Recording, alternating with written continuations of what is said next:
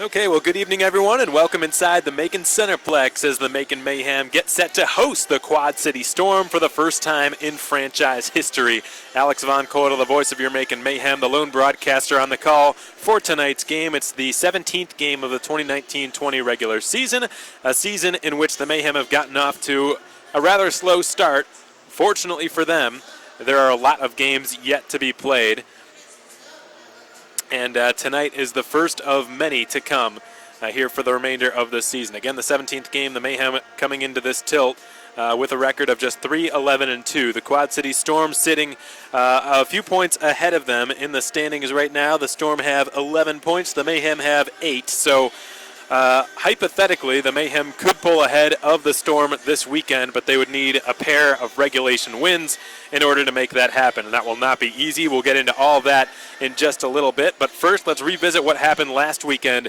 It was a tough one on Saturday night, a loss that certainly hurt the team's spirits a bit, particularly with what happened in the second period. The Mayhem responded in a big way last Saturday after dropping a dismal result in Evansville the night before. They jumped out to a 2-1 advantage at the end of the first period against a very good Fayetteville squad. However, the turning point in that game was a non-goal from a shorthanded chance by Jimmy Soper. That's what ultimately turned the momentum of the game in Fayetteville's favor. Soper hit the left elbow of the net with a point-blank shot, leading the bulk of the Mayhem fan base here to believe that the team had just scored their first shorthanded goal of the season and that the team had taken an insurance lead, but that was not the case. The referee gave the washout signal immediately from the neutral zone, did not confer with the goal judge, and the marksman scored an equalizer just seconds later. Within 97 seconds of ensuing game time, all of a sudden the visitors had accumulated a 4-2 lead, and it was a lead the Mayhem would not recover from. So that blunder that lasted just a minute and 37 seconds was one that Coach Ryan Michael described that the team just needed to be stronger, mentally stronger through. The result of that game would have been much different had that been the case and had the Mayhem really just kept a lid on their emotions for those 97 seconds because they played outside of those 2 minutes, really. They played an outstanding game last Saturday against Fayetteville. Tonight, like we said, it marks the Quad City Storm's first ever visit to the Macon Centreplex.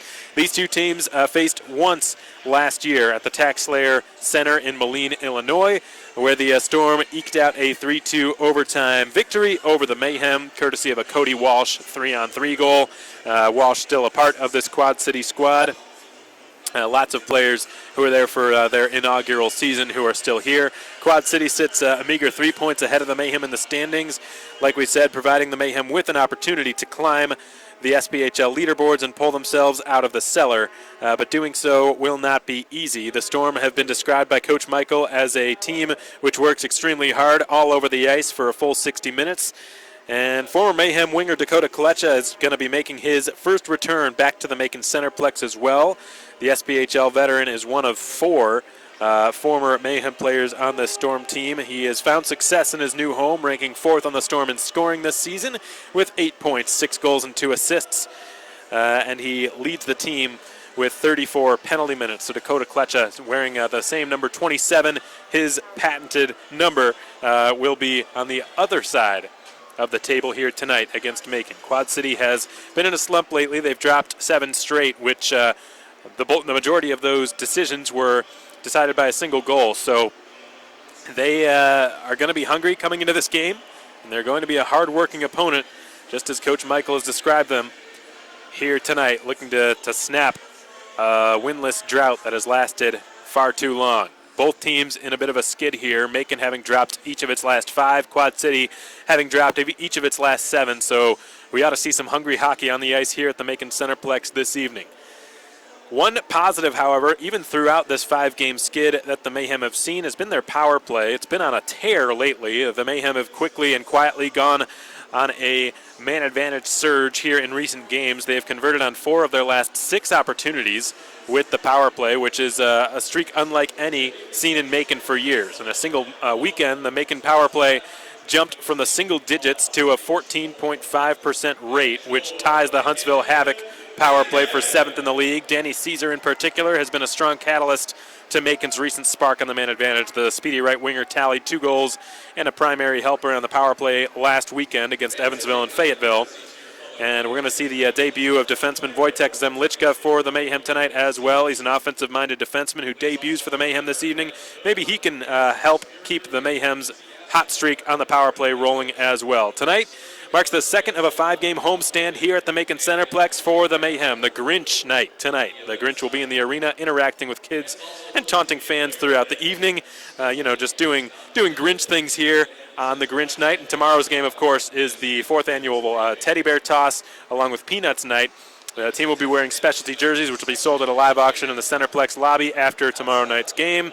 And there will also, of course, be a Teddy Bear Toss after the Mayhem score their first goal. All products collected from the Teddy Bear Toss will be donated to the Beverly Knight Olson Children's Hospital right here in Macon, so it's for a great cause. We encourage you folks tuned in out there to come out to tomorrow night's game.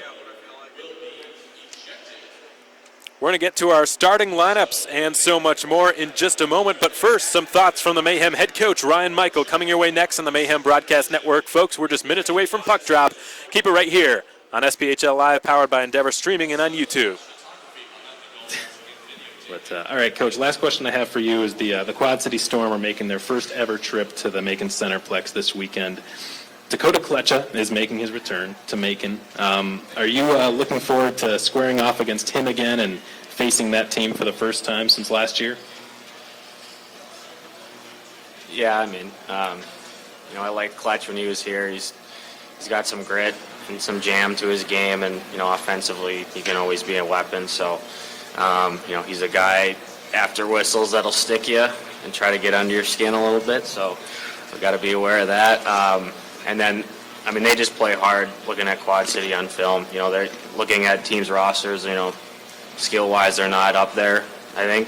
But for 60 minutes they work hard all over the ice, and that's, our mentality kind of. We have to match that desperation and that urgency and kind of let our skill, come off of that. So, I'm looking forward to it. Obviously only playing them once last year and not getting the result we wanted. It'll be an interesting matchup for sure. That was Coach Michael's take on the Quad City Storm. As you heard, a very hard-working team. This is a squad that will not just hand the Mayhem 2 points, even though they have been on a bit of a slump. Do not expect this to be an easy one for either side tonight. Both teams have been struggling of late. Who will come out on top in this clash? Whatever happens, one of these teams will be walking home having snapped a winless skid of pretty substantial proportions. Let's take a look at our 3 keys of tonight's game for the Mayhem, starting with the work ethic. Like we just said, matching Quad City's work ethic and, if possible, exceeding it is going to be key number 1 of tonight's game. The Mayhem have got to keep that in mind. They can't go to sleep really on any of Quad City's imminent opportunities. Last week we saw it happen a couple of times, particularly on Friday night, but on Saturday as well. Some of Fayetteville's top goal scorers were allowed way too much room, and they capitalized on virtually every egregious mistake that was made. So the Mayhem have got to play a full 60 and keep focused and work hard from start to finish tonight. Number 2, staying mentally strong. It was that minute and 37-second span in which the Mayhem sort of mentally were not there, and it cost the Mayhem big time in the game last week. Remember, they were up 2-1 heading into the second period. When leading after one period, the Mayhem were a perfect 2-0 on home ice. That's no longer the case. When leading after a period, they're now 2-1, and it was because of that minute and 37 seconds in which Fayetteville scored 3 goals in rapid succession. So staying mentally strong is going to be key number 2. And finally, forcing frustration out of Quad City and drawing penalties. The Storm do not particularly take a lot of penalties. They have been shorthanded fewer times than any other team in the SPHL. They do a pretty good job of staying out of the box. But as for Macon, their power play, like we said earlier, has been on a nice roll here lately. They've clicked on 4 of their last 6 man advantages, which is simply outstanding. They have not really been on a tear like that in the past couple of years. So very impressive work on the Mayhem man advantage of late, and they're going to try to keep that going against a penalty kill, which has also struggled this season. Quad City's clicking right around 75%, which currently ranks just 10th, ranks last in the SPHL. So the Mayhem will look to take advantage of that. And those are your three keys of tonight's game: matching work ethic, staying mentally strong, and forcing frustration and drawing penalties. Taking a look at a few players who are hot for both sides tonight. Number one, Danny Caesar. We talked about what he did last week, especially on the man advantage. He scored 4 points, 2 of which were goals, 2 of which were assists. He was the Mayhem's SPHL Player of the Week nominee. Unfortunately for Danny, he did not win that honor. That recognition went in Evansville's direction after the Friday night tilt.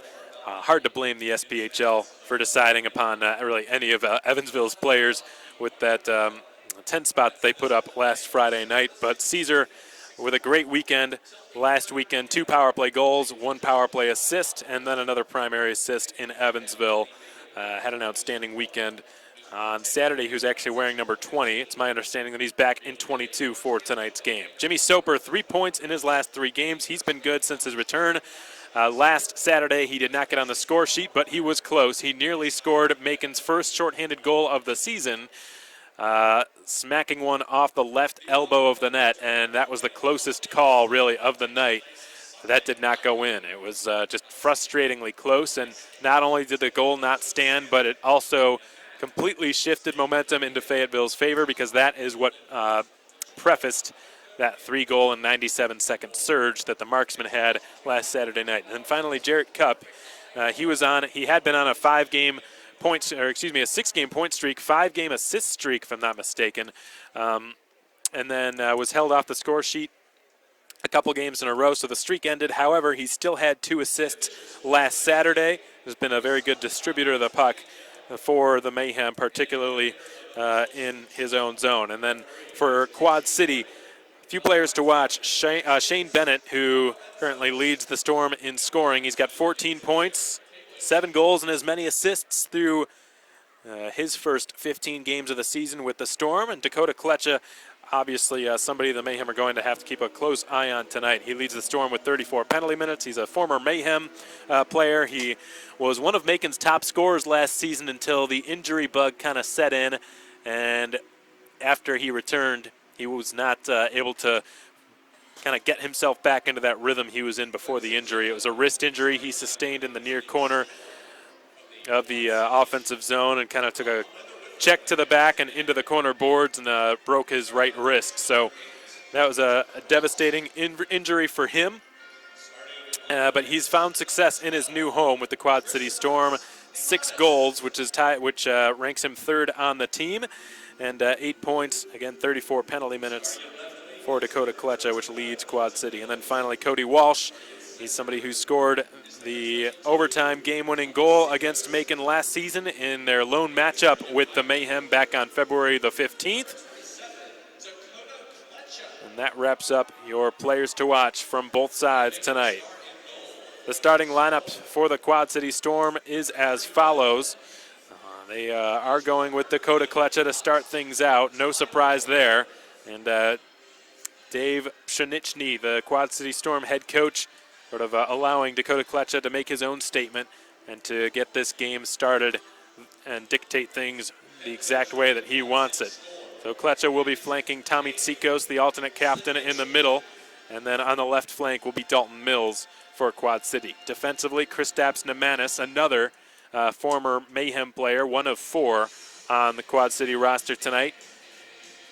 Nemanis, a Latvian-born defenseman who won a President's Cup with the Mayhem back in 2017. He's played on half the teams in the SPHL, including the Mayhem when they won a championship, and then Fayetteville, Knoxville, Peoria, and now Quad City. He has been an SPHL journeyman, and he will be on a defensive pair with Tucker Ross, who was brought to Quad City in exchange for John Shivo, Josh Victor, and Brett Johnson. It was a blockbuster trade that involved 3 teams. Victor and Johnson went to Fayetteville a couple of weeks ago, Shivo to Huntsville, and Tucker Ross to Quad City. And this is just his 2nd game with the Storm. Fitting that he's going to be alongside a very tenured, seasoned defenseman in Kristaps Nemanis. Then in goal, this was a bit of a surprise decision given the history that the Mayhem have with Pete DeSalvo, but Ryan Mulder has been given the green light to start tonight for Dave Pshenichny and the Quad City Storm. By the way, I'm just going to preface this broadcast by apologizing to any fans of the Quad City Storm and perhaps family members of Dave Pshenichny who are tuning into tonight's game, because I'm about 95% certain I'm not pronouncing that name correctly. The Mayhem starting lineups will be announced momentarily. The referee for tonight's game will be Jason Lordy, the linesmen Alexios Karabetsos and Derek Kalis. The Storm coming into this tilt, a record of 4-8-3, countering Macon's 3-11-2.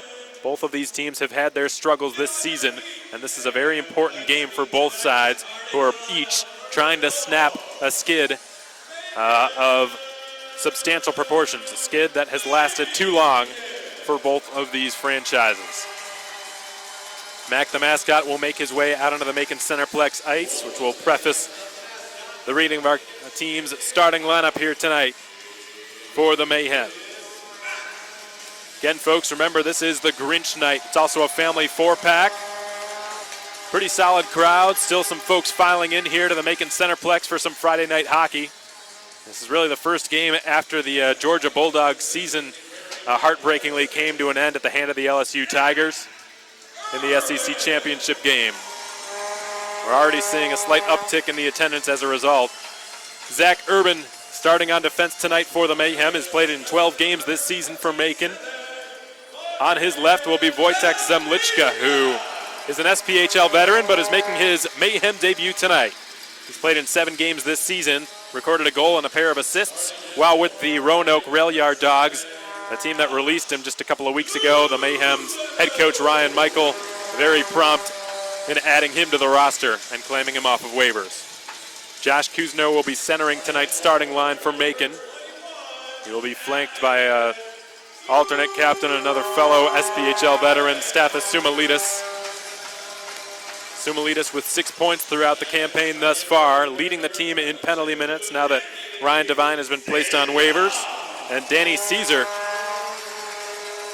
who's been outstanding lately, 4 points last weekend, 2 goals, 2 assists, and he's one of just 3 players on the Mayhem to have surfaced the 10-point plateau. Joining the company of Stephen Pirog and Daniel Perez, Danny Caesar with 11 points on the campaign will be on the right wing side of Soumalides and Kuzno tonight.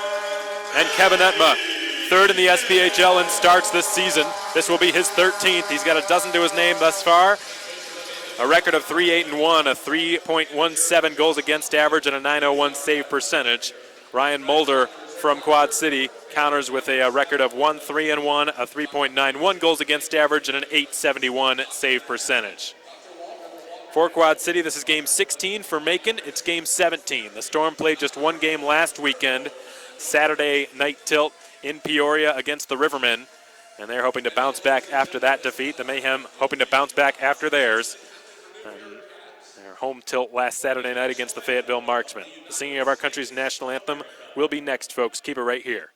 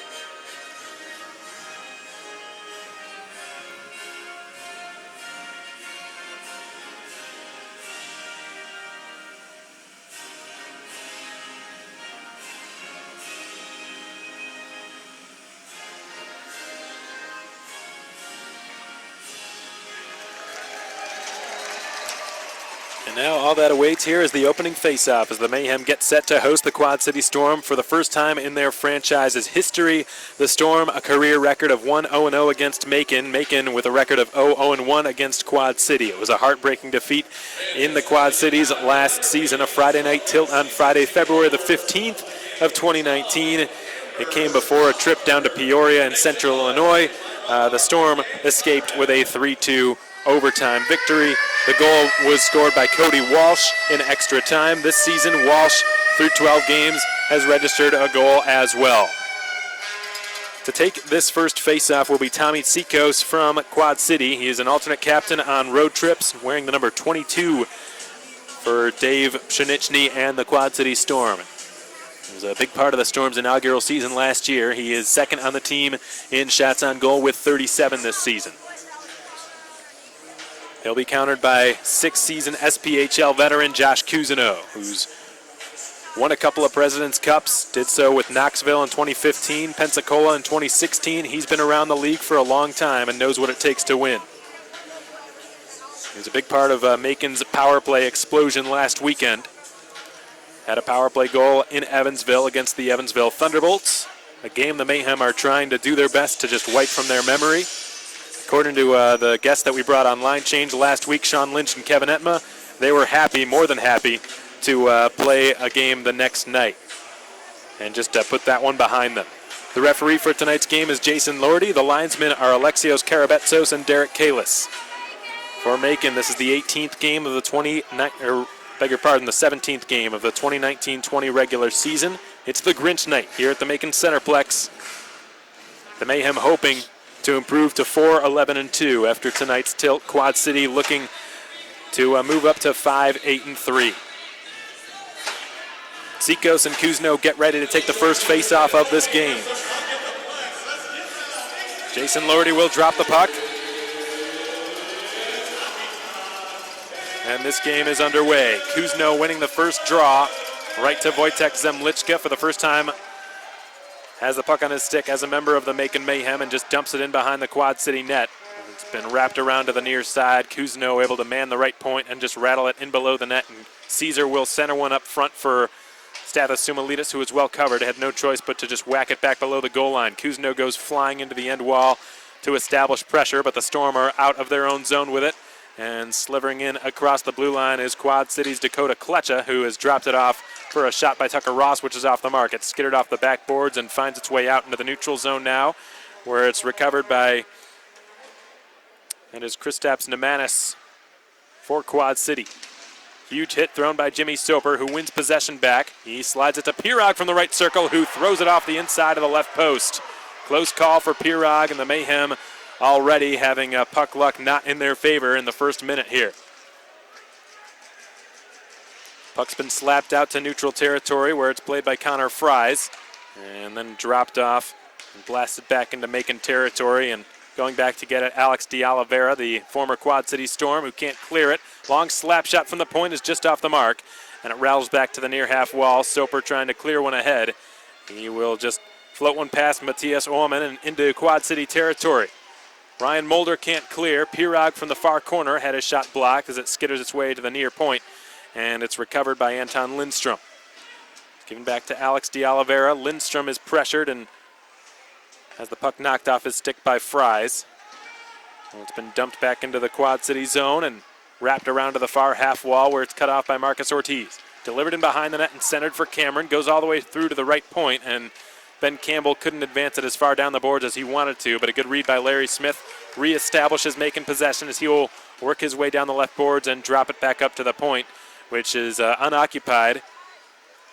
And now it's Connor Fries who's brought down, and a penalty is going to be called against Macon. Marcus Ortiz will be going to the penalty box, and it was Taylor Price, I beg your pardon, who had the puck on the right side and was tripped up. Ortiz to the box, and for the first time tonight, there will be a power play. It will belong to Quad City. Ortiz now trailing only Stathis Sumalitis and Pims this season with 26, Sumalitis at 29.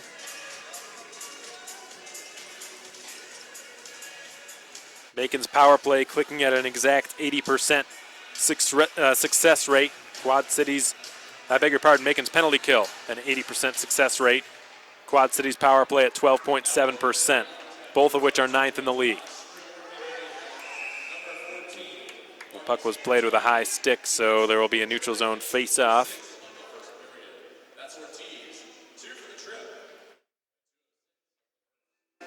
So Pirog will take the neutral zone draw. It'll be against Tommy Tsikos. And the puck drops, Tsikos wins the face-off, and it goes past Kasarowski, who's going to have to go below his own goal line and scoop it up. Kasarowski drops it for Junior Harris, and he will begin the rush out of his own zone. Kasarowski from the red line now. Gains the blue line on the right side. He will drop it off to the right point for Dalton Mills, and his pass is picked off by Cup. The Mayhem could get a 3-on-2. Cup races down the left side. Here's the pass. The shot from Pirog just misses the left post, and now the Storm get a counterattack. It floats its way into the slot. Taylor Price settles it down and will carry it in below the net. Slips it out front. Entma comes up big with a kick save with his right pad, and the Mayhem have scrambled to clear the puck down the ice. It's played by Ryan Mulder, the Quad City goaltender. Mulder will bounce it off the backboard and behind his own net. Shane Bennett, Quad City's leading scorer, gets the drop pass and will begin to rush it into Macon territory. He gains the blue line, swivels wide of Cup, rather Soper, and then will just backhand a pass to the blue line. And here's Gall from the right point. Into the slot. Long point shot by Ullman, redirects wide and finds its way along the far half wall. Ullman kicks it up to his stick. He's got possession at the blue line. Slides it to his left for a wrist shot that Entma got a piece of with his stick. Dean Yakura. Ullman again from the blue line. Slides it over to Tikos. Left circle. That's Bennett, rather. Now a slap shot from Ullman is on, and a kick save is made by Entma with the left pad. 20 seconds remain on this J&J's Heating and Air penalty kill. Shane Bennett with a wrist shot from the slot, denied by Kevin Entma. Bennett's Quad City's leading goal scorer and point scorer. He's got a pretty good release. And there was a bit of a screen there in front of Kevin Entma, but he was able to make the good glove stop. Shane Bennett played a year at SUNY Cortland 2 seasons before Ryan Michael coached there. He led the Storm in scoring last season as well with 30 points in 34 games played.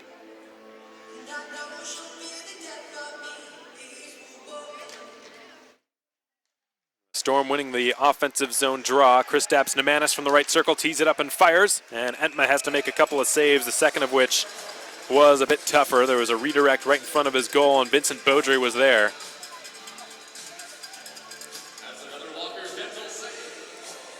Seven seconds remain on the penalty called against Marcus Ortiz for tripping. Caleb Cameron for a critical draw here on this PK. Time winding down as Ryan Mulder tapping his stick. In the meantime, it's Beaudry firing. Blocker save Entma. Bounces into the far half wall area. Kristaps Nemanis resecures it. Beaudry with a long shot that flies wide of the post. And Marcus Ortiz has been let out of the penalty box. The Mayhem have returned to full strength. Caesar Ortiz both trying to steal it at the opposing blue line, but the Storm have eluded the danger for the time being. But here comes Ortiz down his off wing. Has a backhand shot that's stopped by Mulder, and immediately thereafter, some pushes and shoves take place near the Quad City crease. 15:40 to go in the first period. No score here at the Macon Centreplex. Both these teams trying to snap a winless skid that has lasted far too long.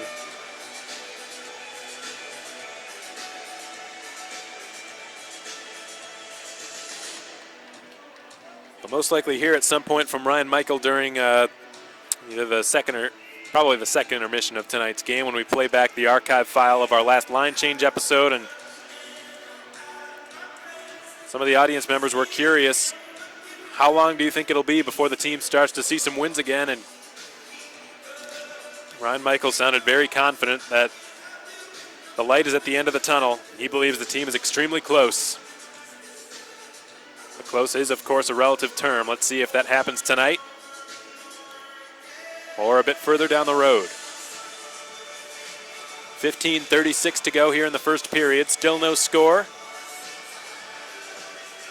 There's been one power play. It belonged to Quad City due to a tripping infraction called against Marcus Ortiz, the likes of which the Mayhem have just killed off. So they're 1 for 1 on the penalty kill tonight. They were 6 for 6 last Saturday. Their PK has looked pretty sharp as well. They're now over 80%.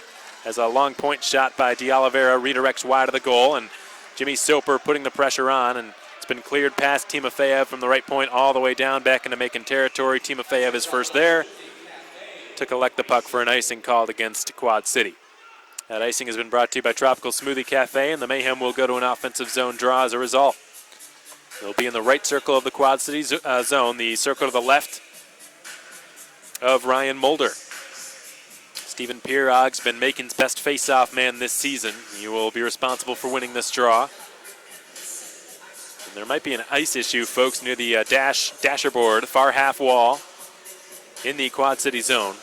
A couple of the linesmen are taking a look at it. Trying to sort of shave it, if you will, with their skates.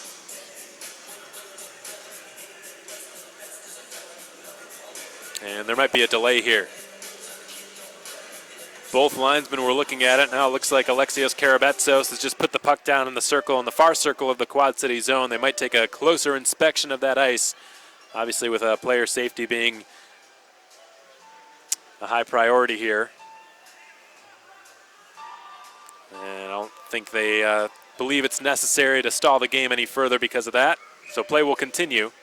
Stephen Pirog in the right circle wins the draw, and a quick shot by Soper redirects off of a Quad City stick and over the net. Into the near corner it goes, and Sova takes a big hit from Soper. Joe Sova's got it on his stick now and has cleared it out into neutral territory. D'Oliveira will flutter it back in. Puck's been scooped up by Matthias Ullman from Quad City. He throws it out into the neutral zone, and it's batted down and taken by Alex D'Oliveira. Here's Price. With a minor toe drag, just dumped it in below the Macon goal line, and D'Oliveira's got it. Kevin Etna fed him a pass. D'Oliveira's pass goes off of a Quad City stick, so there will be no icing called here. It's played by Junior Harris in the Quad City zone. He can't clear it. Kuzno forced a turnover. Pirog leaves it. Lynch left circle. Missed the right post with his shot. And a couple of players go tumbling into the end wall in the Quad City zone from Macon's side of things. And the Stormer across the blue line on side. It's brought down the right wing by Matthias Ullman, who spins in the right circle and gives it back to the line for Harris Jr. And his pass into the slot found an open man. The long blue line shot is off the mark, and the Mayhem are out to center with it. Sean Lynch, left side. Timofeyev to the goal. Kuzno is the tail gunner. He gets the pass. Across Timofeyev. Robbed by Mulder. Sprawling pad save. Excellent stop by the Quad City netminder. His first big test of this game. And Macon upset. There was no penalty called behind the play on Timofeyev as it's played by Ben Campbell inside of his own trapezoid with 13:55 to go here in period one. Ben Campbell banks it out to Lindstrom in the neutral zone. Lindstrom floats one ahead. Caleb Cameron will rattle it in below the Quad City goal. And Stephen Gall takes a check from Cameron. Ortiz had his shot go wide of the net. Mulder didn't have to touch it. Cameron, Lindstrom for Ortiz in behind the net now. Cameron goes to the front of it. Lindstrom from the left circle. We'll tap it back to the line. Zemlichka's long towards the Coca-Cola dasher boards on the far side. Ortiz kicks it up to his stick and fires from a tough angle, and a blocker save is made by Mulder. And Quad City is out into the neutral zone. Vince Beaudry is stymied by Zemlichka as it's been rattled back in below the Quad City goal line and wrapped out to center ice again. Zach Urban's got it in front of the Storm bench. He floats one high in the air. It lands in the opposite circle on the near side. 7 minutes have expired in this game. No score. The biggest save came from Ryan Mulder on a point-blank chance by Stepan Timofeyev, who was fed a nice cross-crease pass by Josh Kuzno moments ago. It's been dumped into the Macon zone and played by Zemlichka around to the far point where it's kept alive by Sova. His shot gets blocked. Now it's Sumalitas hoisting one out into the neutral zone, and it is settled down by Jimmy Soper, who attempts to slip his way through Oman. He did, but he lost the puck, and Ryan Mulder has taken a whistle and a stoppage in play.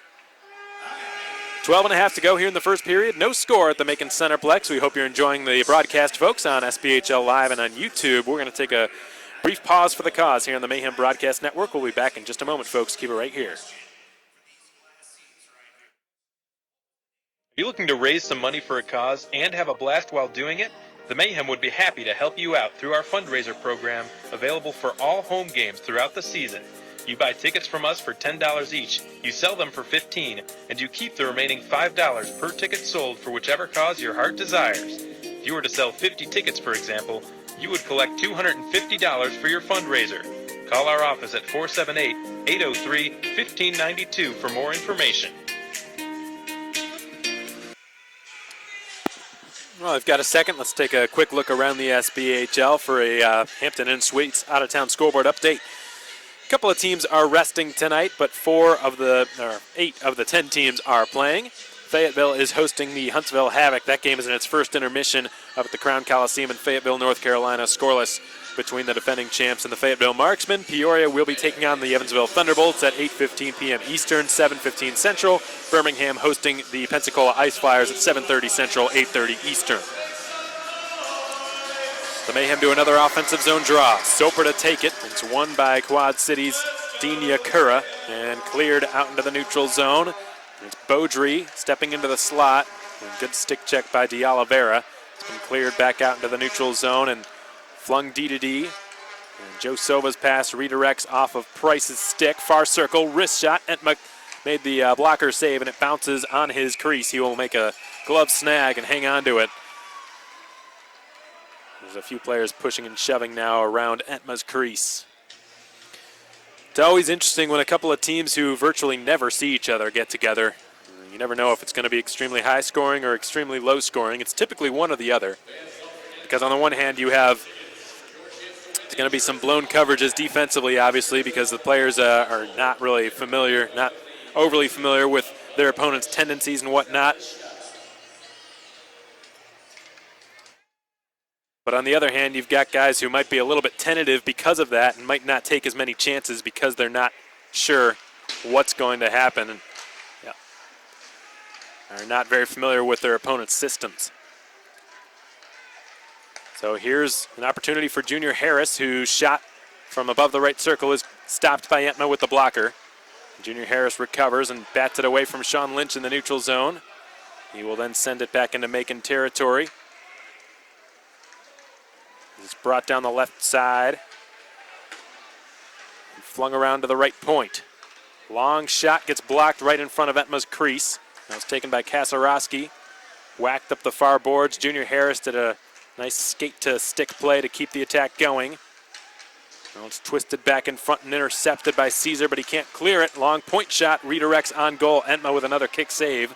The Mayhem have got to be a little bit more diligent clearing their own blue line. Sean Lynch, left side. Caesar's in tow. He gets the drop pass, left circle. Had his shot knocked aside by Ryan Mulder. Now Shane Kasarowski takes over for Quad City. Tucker Ross from his own zone. Up the right wall for Dakota Kletcha. He hoists one in the air. It will bounce over a loose stick down there near the J&J's Heating and Air dashboard. Macon wins possession back as Caleb Cameron twists with it in behind his own goal line. He banks it off the end wall, right to Campbell. Gets the return pass, and it was a good one, but Cameron couldn't slither by Kasarowski in the neutral zone. Here comes Beaudry firing. Blocker saved by Entma. The puck's flown out of play. That flying puck's been brought to you by Blues Painting and Home Repair. A fun factoid a lot of folks might not know about Vince Beaudry. He was actually a part of the Macon Mayhem organization at one point. It lasted for all of about 10 minutes before he was traded to Quad City in exchange for future considerations back on December 30th of last year. He came to Macon because of a Peoria trade. And I shouldn't say came to Macon because he was traded to Macon but never ended up reporting because he was traded to Quad City immediately thereafter. Wojtek Zemlichka goes off the glass with it. Jimmy Soper at center ice will just get it across the blue line. Marcus Ortiz backhands it to the far side. Clearing attempt works out as Jimmy Soper is going to have to twist it back into the Quad City zone.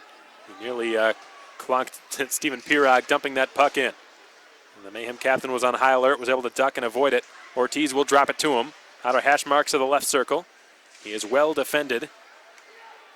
And Pirog has it at the left circle again. His shot doesn't get through. A stuff attempt by Soper, denied by Mulder, and cleared to the side. There's Wojtek Zemlichka, who will just put it down to Soper in the near corner. Zach Urban scurries over to the far side to keep the attack going. Urban will give it down to Pirog, and a sharp angle shot by Soper is off the mark. It rattles back to Zemlichka.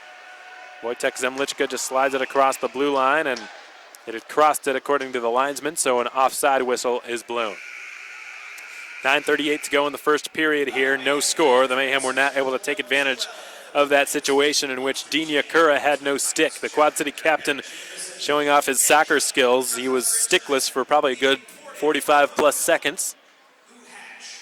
Tinyakura, an extremely long professional career. This is his 10th pro season.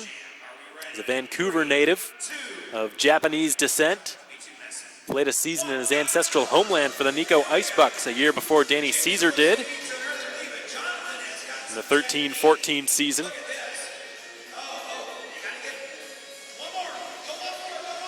He joined the Storm kind of midway through last season from the Peoria Rivermen.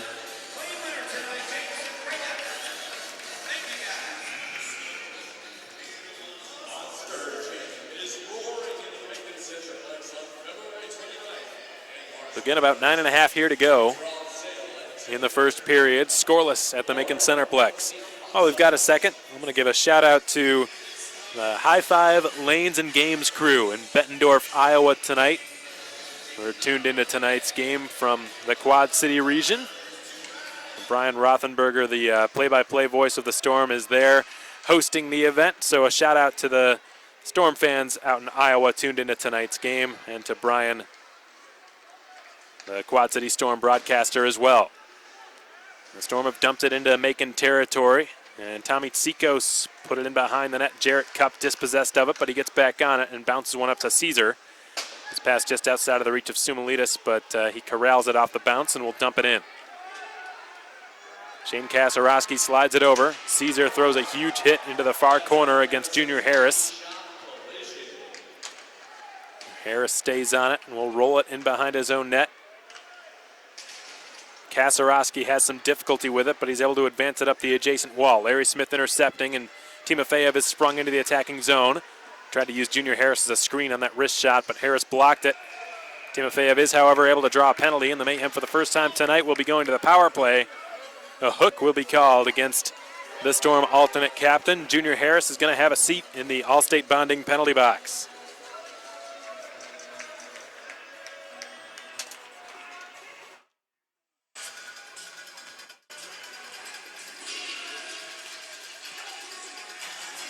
Junior Harris, an alternate captain on road trips for the Storm. This is his 7th professional season. He played in 19 games with the ECHL's Norfolk Admirals last season.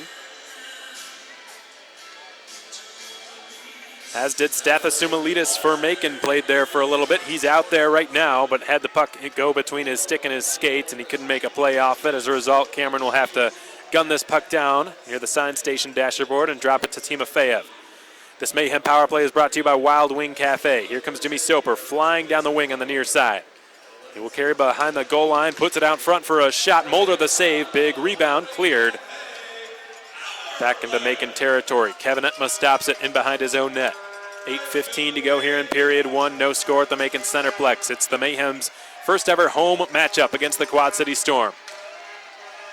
Timofeyev looked like he might have been tripped up again, but this time the referee's arm stays down, and the Storm get a quick counterattack developing as it's brought through center by Price and across the blue line. That's Fries, rather. Counter Fries attempts the wraparound, and they score. It's a shorthanded goal. Scored by the Storm. And I believe that is Stephen Gall with the tally. His 3rd goal on the season. And just as we were singing Macon's praises on the power play of late on the pregame show, Quad City races down and scores a shorthanded goal.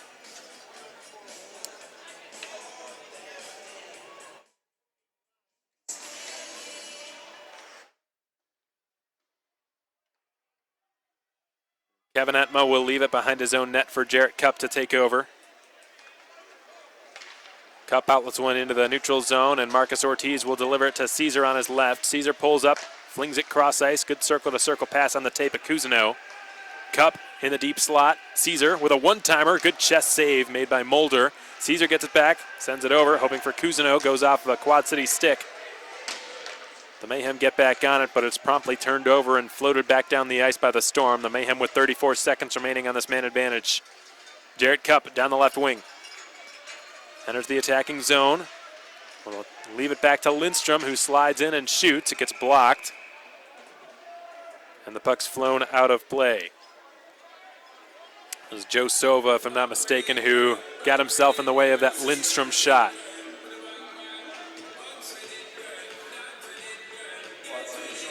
Joe Sova, another player who's had a very long career. This is his 10th professional season as well. Or rather, his 9th professional season. He did not play last year. As Jarrett Cupp from the blue line lets a shot fly, there was a lot of traffic between him and the net, and his shot, as a result, got blocked. Kevin Etma whacks it around Jason Price. Taylor Price, I beg your pardon. Sean Lynch down the left side. Into the Quad City zone. We'll just dump it into the left corner. Sumalitas puts the body onto Dean Yakura, trying to win the puck back. He does. Junior Harris, in the meantime, has been let out of the box. He skates over to the Storm bench. Both teams improving to 1-for-1 on the penalty kill tonight. Steven Pirog couldn't maintain possession as he attempted to cross the blue line. And here's Beaudry on a counterattack for the Storm. Vincent Beaudry slides it across. Connor Fries with a shot, and a pad save is made by Kevin Etma in the butterfly. Back to the line at Cent. Long point shot redirects wide, and Fries trying to spring one in front. It got blocked by Larry Smith, and the puck's been cleared. It lands near Lindstrom. He will collect it, enter the zone, and fire. Another chest save is made by Ryan Mulder. Kasarowski dumps it around his own end wall. Lindstrom is there. He centers it. It goes off a Macon leg. Here come the Storm. Shane Bennett dumps one around the end wall. Connor Fries sustains a check from Caleb Cameron. Zach Urban behind his own net with it. He outlets one up the right side for Timofeyev, who can't clear. Urban takes a check and gets rid of it to Timofeyev, who again fails to clear it. Backhand shot from the slot. This time gets blocked by Zemlichka, and Urban will just roll it right up the gut. It's going just wide. This will be no icing, as the linesmen decide that that could have been played by Quad City had they skated harder. Timofeyev wins the puck in the left corner. He was, however, quickly swarmed as he was well outnumbered. And here come the Storm on the counterattack. Left side, Shane Bennett offside, and the whistle blows. 5:05 to go here in the first period. The Storm with a 1-0 lead.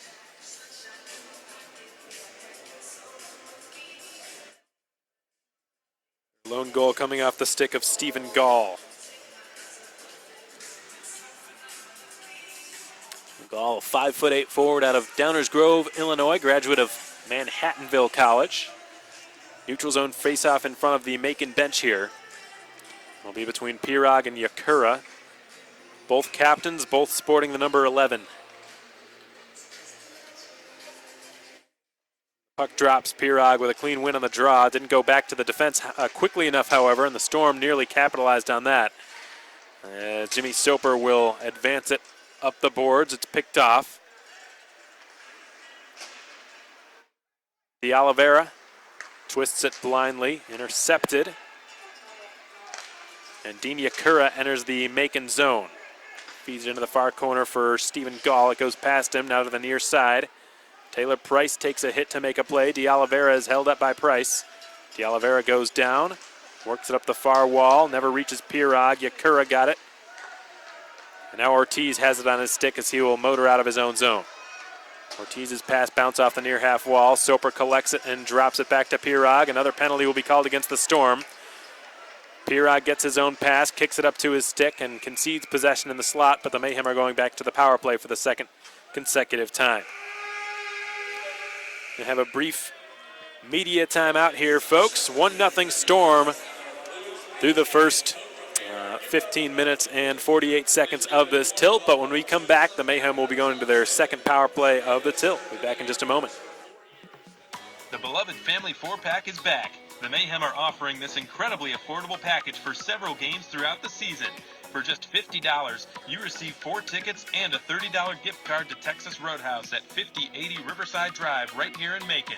The dates for these 4-pack nights will be announced on social media as they become finalized, so be sure to follow us on Facebook, Twitter, Instagram, and YouTube for all the most up-to-date content.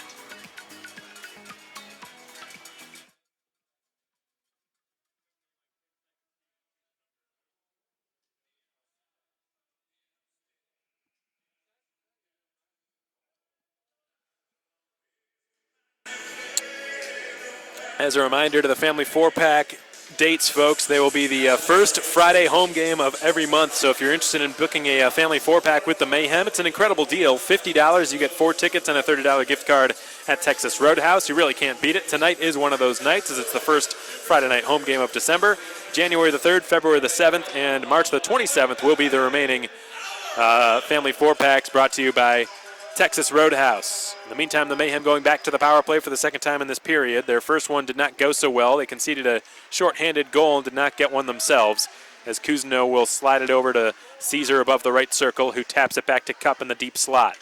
Jarrett Cup looks for a shooting lane, distributes it Caesar with a slap shot that ricochets well wide. Cup is unable to hold it at the line, and he'll have to backpedal out into the neutral zone and bank it to Cousineau. And Cousineau will enter the Quad City end, drop it off to Caesar, whose shot redirects over top of the goal. Nice slap pass attempt by Caesar, and Ortiz nearly was able to tuck it in. It's been cleared by the Storm all the way down. Kevin Etma's had to be busy in playing the puck this period. This Mayhem power play is brought to you by Wild Wing Cafe, as Caleb Cameron scoops it up and will work his way out into the neutral zone. Cameron then dumps it into the far corner, and it's Junior Harris with it. He's able to get it up to the point, but not out. Caleb Cameron fighting for it against Beaudry. Far half wall. And Pirog will just whack it in behind the net and around the boards. Soper throws a huge check into the near corner. Sumalides to Timofeyev, now to Soper, left corner. Timofeyev left circle up to the blue line to Cameron, now to Pirog, right circle. His shot is stopped. Rebound collected by Timofeyev, settled by Cameron. Pirog dusts it off, feeds it to the goal line. Soper back to Pirog. His pass is intercepted. Pirog lunges out with his stick, and Harris is there first. Junior Harris able to clear it all the way down. 20 seconds remain on this power play for Macon, as Kevin Etma will just float one out into the neutral zone. Jimmy Soper dumps it in. Kristaps Nemanis is back first. Sean Lynch forces the turnover and tries to find a way to get it out front to Cousineau, but he was pinned to the end wall by Kristaps Nemanis. President's Cup champion with Macon back in 2017. Still fights for it in below the goal line, and the Storm have returned to full strength. Macon dropping to 0 for 2 on the power play tonight. Right point slap shot by Campbell is on target, but stopped by Ryan Mulder, who's made another high save. The Mayhem have shot very high on him so far in this game. He's made a lot of chest saves, a lot of glove saves, and a lot of blocker saves. He's not had to make too many pad saves like Etma has. Just inside of 2 minutes remaining in the first period here.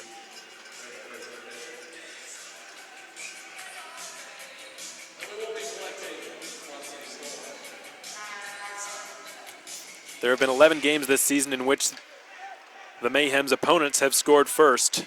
In those games, the Mayhem with a record of just 1-9-1. The puck's flown into the Macon bench. That flying puck's been brought to you by Blues Painting and Home Repair. Right now the shots on goal showing 12-5 in Quad City's favor. Another face-off in front of the Macon bench.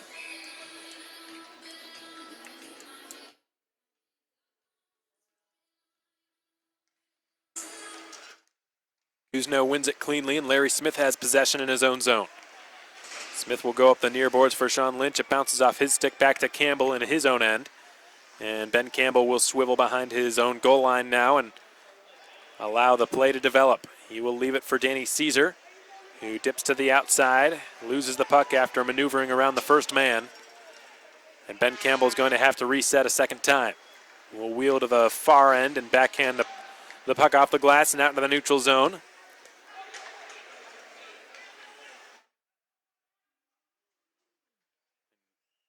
Matthias Ullman dumps it into the Macon zone. It comes back out quickly. Dakota Kletcha to Ullman. He bounces one off the boards right to Dina Kura, who slaps it around the wall clockwise. It's been cut off by Junior Harris, who did overskate it a bit, but he is able to keep possession going for the Storm. Dakota Kletcha coughs it up to his former roommate, Zach Urban. And now it's Harris in the far corner fighting for it. He twists a pass in front, hoping to get it to Kletcha. It was picked off, and Zemlichka doing a good job of getting his stick in the way in the defensive zone. Lindstrom on a counterattack is pickpocketed. Here come the Storm. 30 seconds in the period. Junior Harris pulls up and centers. Good stick by Lindstrom. Bounces back to the blue line where it's salvaged by Taylor Price. He will wheel to the outside and fire, and Kevin Etma pounces on that, makes the stop. Taylor Price had an assist on Quad City's shorthanded goal from earlier. That was scored by Stephen Gall because of those wheels, and he really just did basically a full 360 behind the Macon net. And his wraparound attempt was denied by Etma, but the rebound would not be. And Stephen Gall was crashing the net and had the puck find his stick at the right time.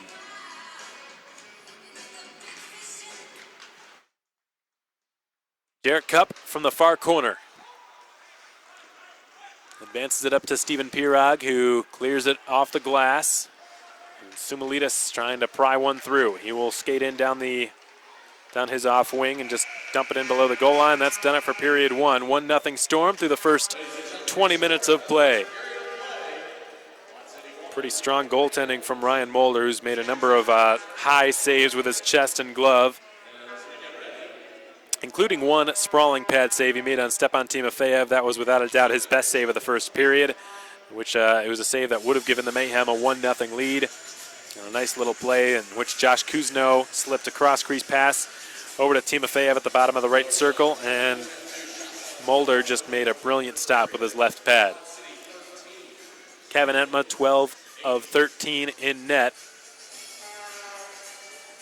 Ryan Mulder, 8 of 8 in stopping shots.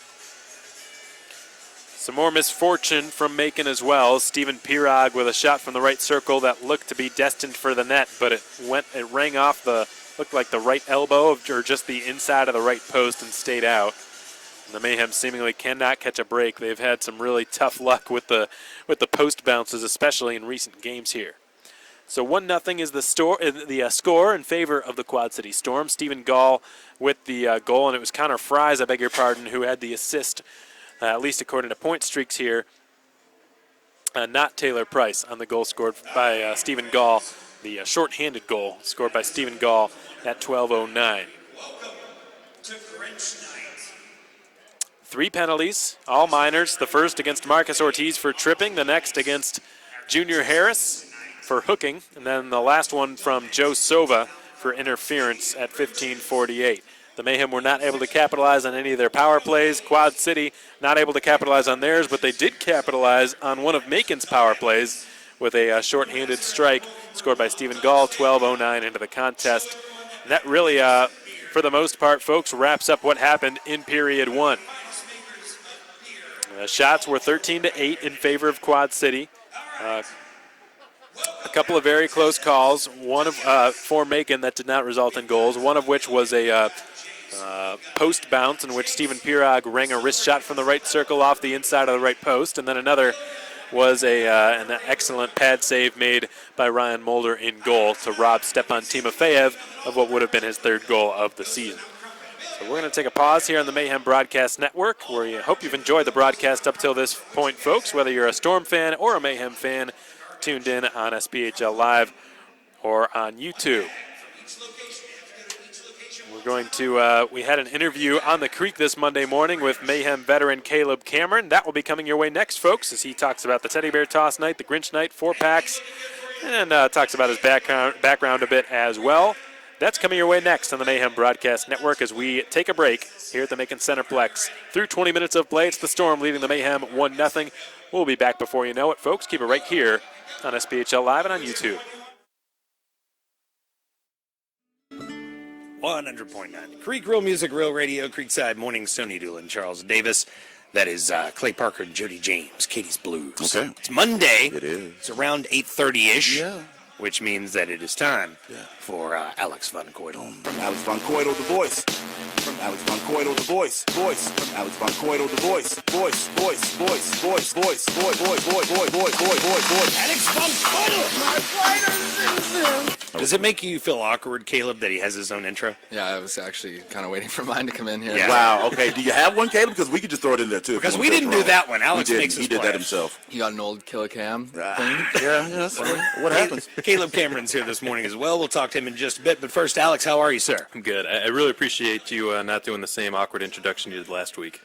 Yeah. Well, there was. Well, Which one was that one? You don't want to bring it back up. We've already had a lot of awkward conversations on the radio today, we Alex. have. So let's We not. have. Good morning, Alex. How are you, sir? sir? Good. How are you? All right, so I have a big question. Saturday night's game. It was a great game.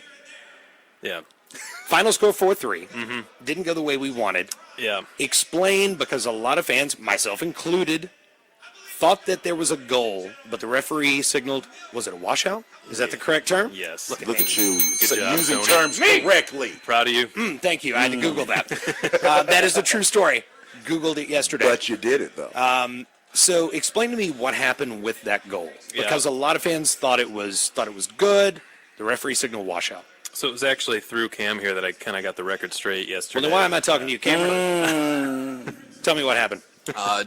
Just going off what Soper said to me, he thought he hit more of the inside post. It didn't cross the line, and you could tell from his reaction, and he didn't celebrate right away. So obviously the guy that shot the puck and that was closest to the net probably knows best, right? Yeah. That's very valid. That's very valid.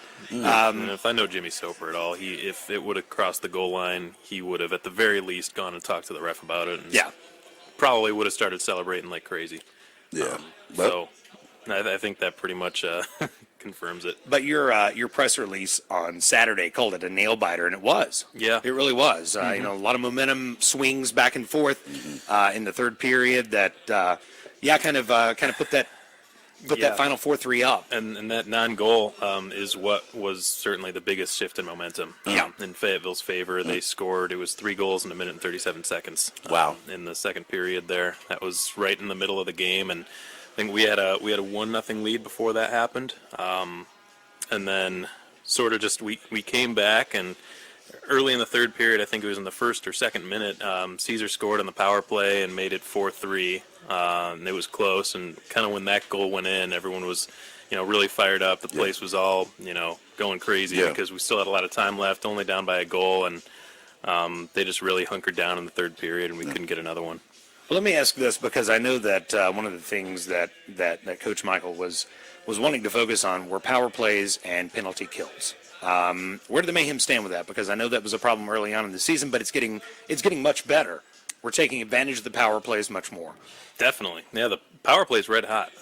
We scored 2 power play goals in the third period in Evansville on Friday night, and then 2 more Saturday. And actually, all 3 of our goals didn't come on the 5-on-5. One of them was on a 4-on-4. So that's not special teams technically, but really any situation in which we've been in power play, shorthanded, 4-on-4, let's just look better across the board, I think. So that's definitely been an improvement. And penalty kill was 6 for 6 on Saturday night. So we've been going to the box a little bit too much, I think, but when we do, or when we have, we've killed it off really well.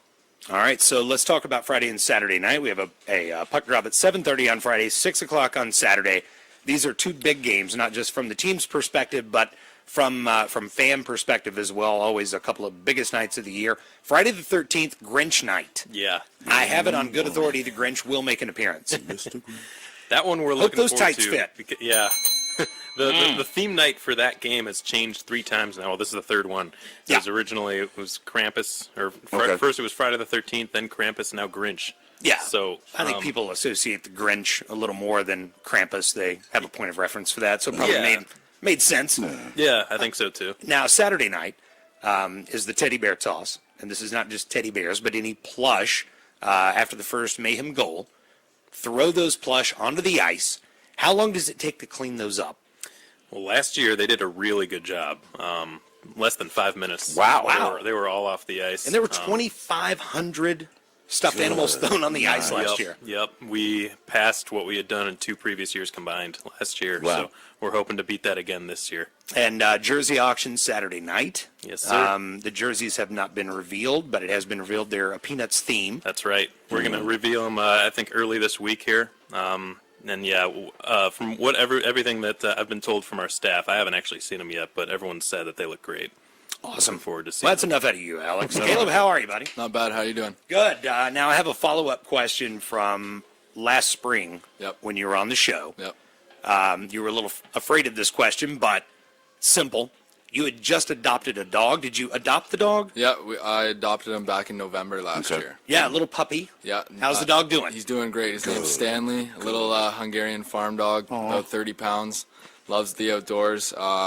He's great. Got to take him home to Canada this summer, and he loved it. Nice. Loved it up there. So, but he's pumped to be back home. Good. This is his home. I just had to bring him home, right? There you go. He missed the extreme heat and the extreme Yeah, cold. yeah, just He only comes for the nice temperatures. That's like he's a senior citizen. Yeah, exactly. God, he's got a condo in Florida he'll be staying in later. Exactly. So, refresh our listeners who may not know about you. Where are you from? Where did you start playing hockey? Yeah, I'm from a little town about 3 hours north of Toronto. It's called Sundridge, Ontario. We call it the Sticks. Okay. Lots of lakes, forest. I'm right across the street from a lake. We're actually in the Guinness Book of World Records, largest freshwater lake without an island in the world. Wow. Yep. Started playing hockey when I was 4 years old. Obviously, in that little town, moved kind of closer to Toronto, and then, picked things up as I went on and went to Rochester for college, and then made my way, overseas and then to the States eventually in Macon. This is now my third season here, so I absolutely love it. It's like a second home to me now. Good. Awesome. Is this your first season with the Trailer Park Mustache? Because that's new. That's new. Well, in November we do what's called Movember. Movember, okay.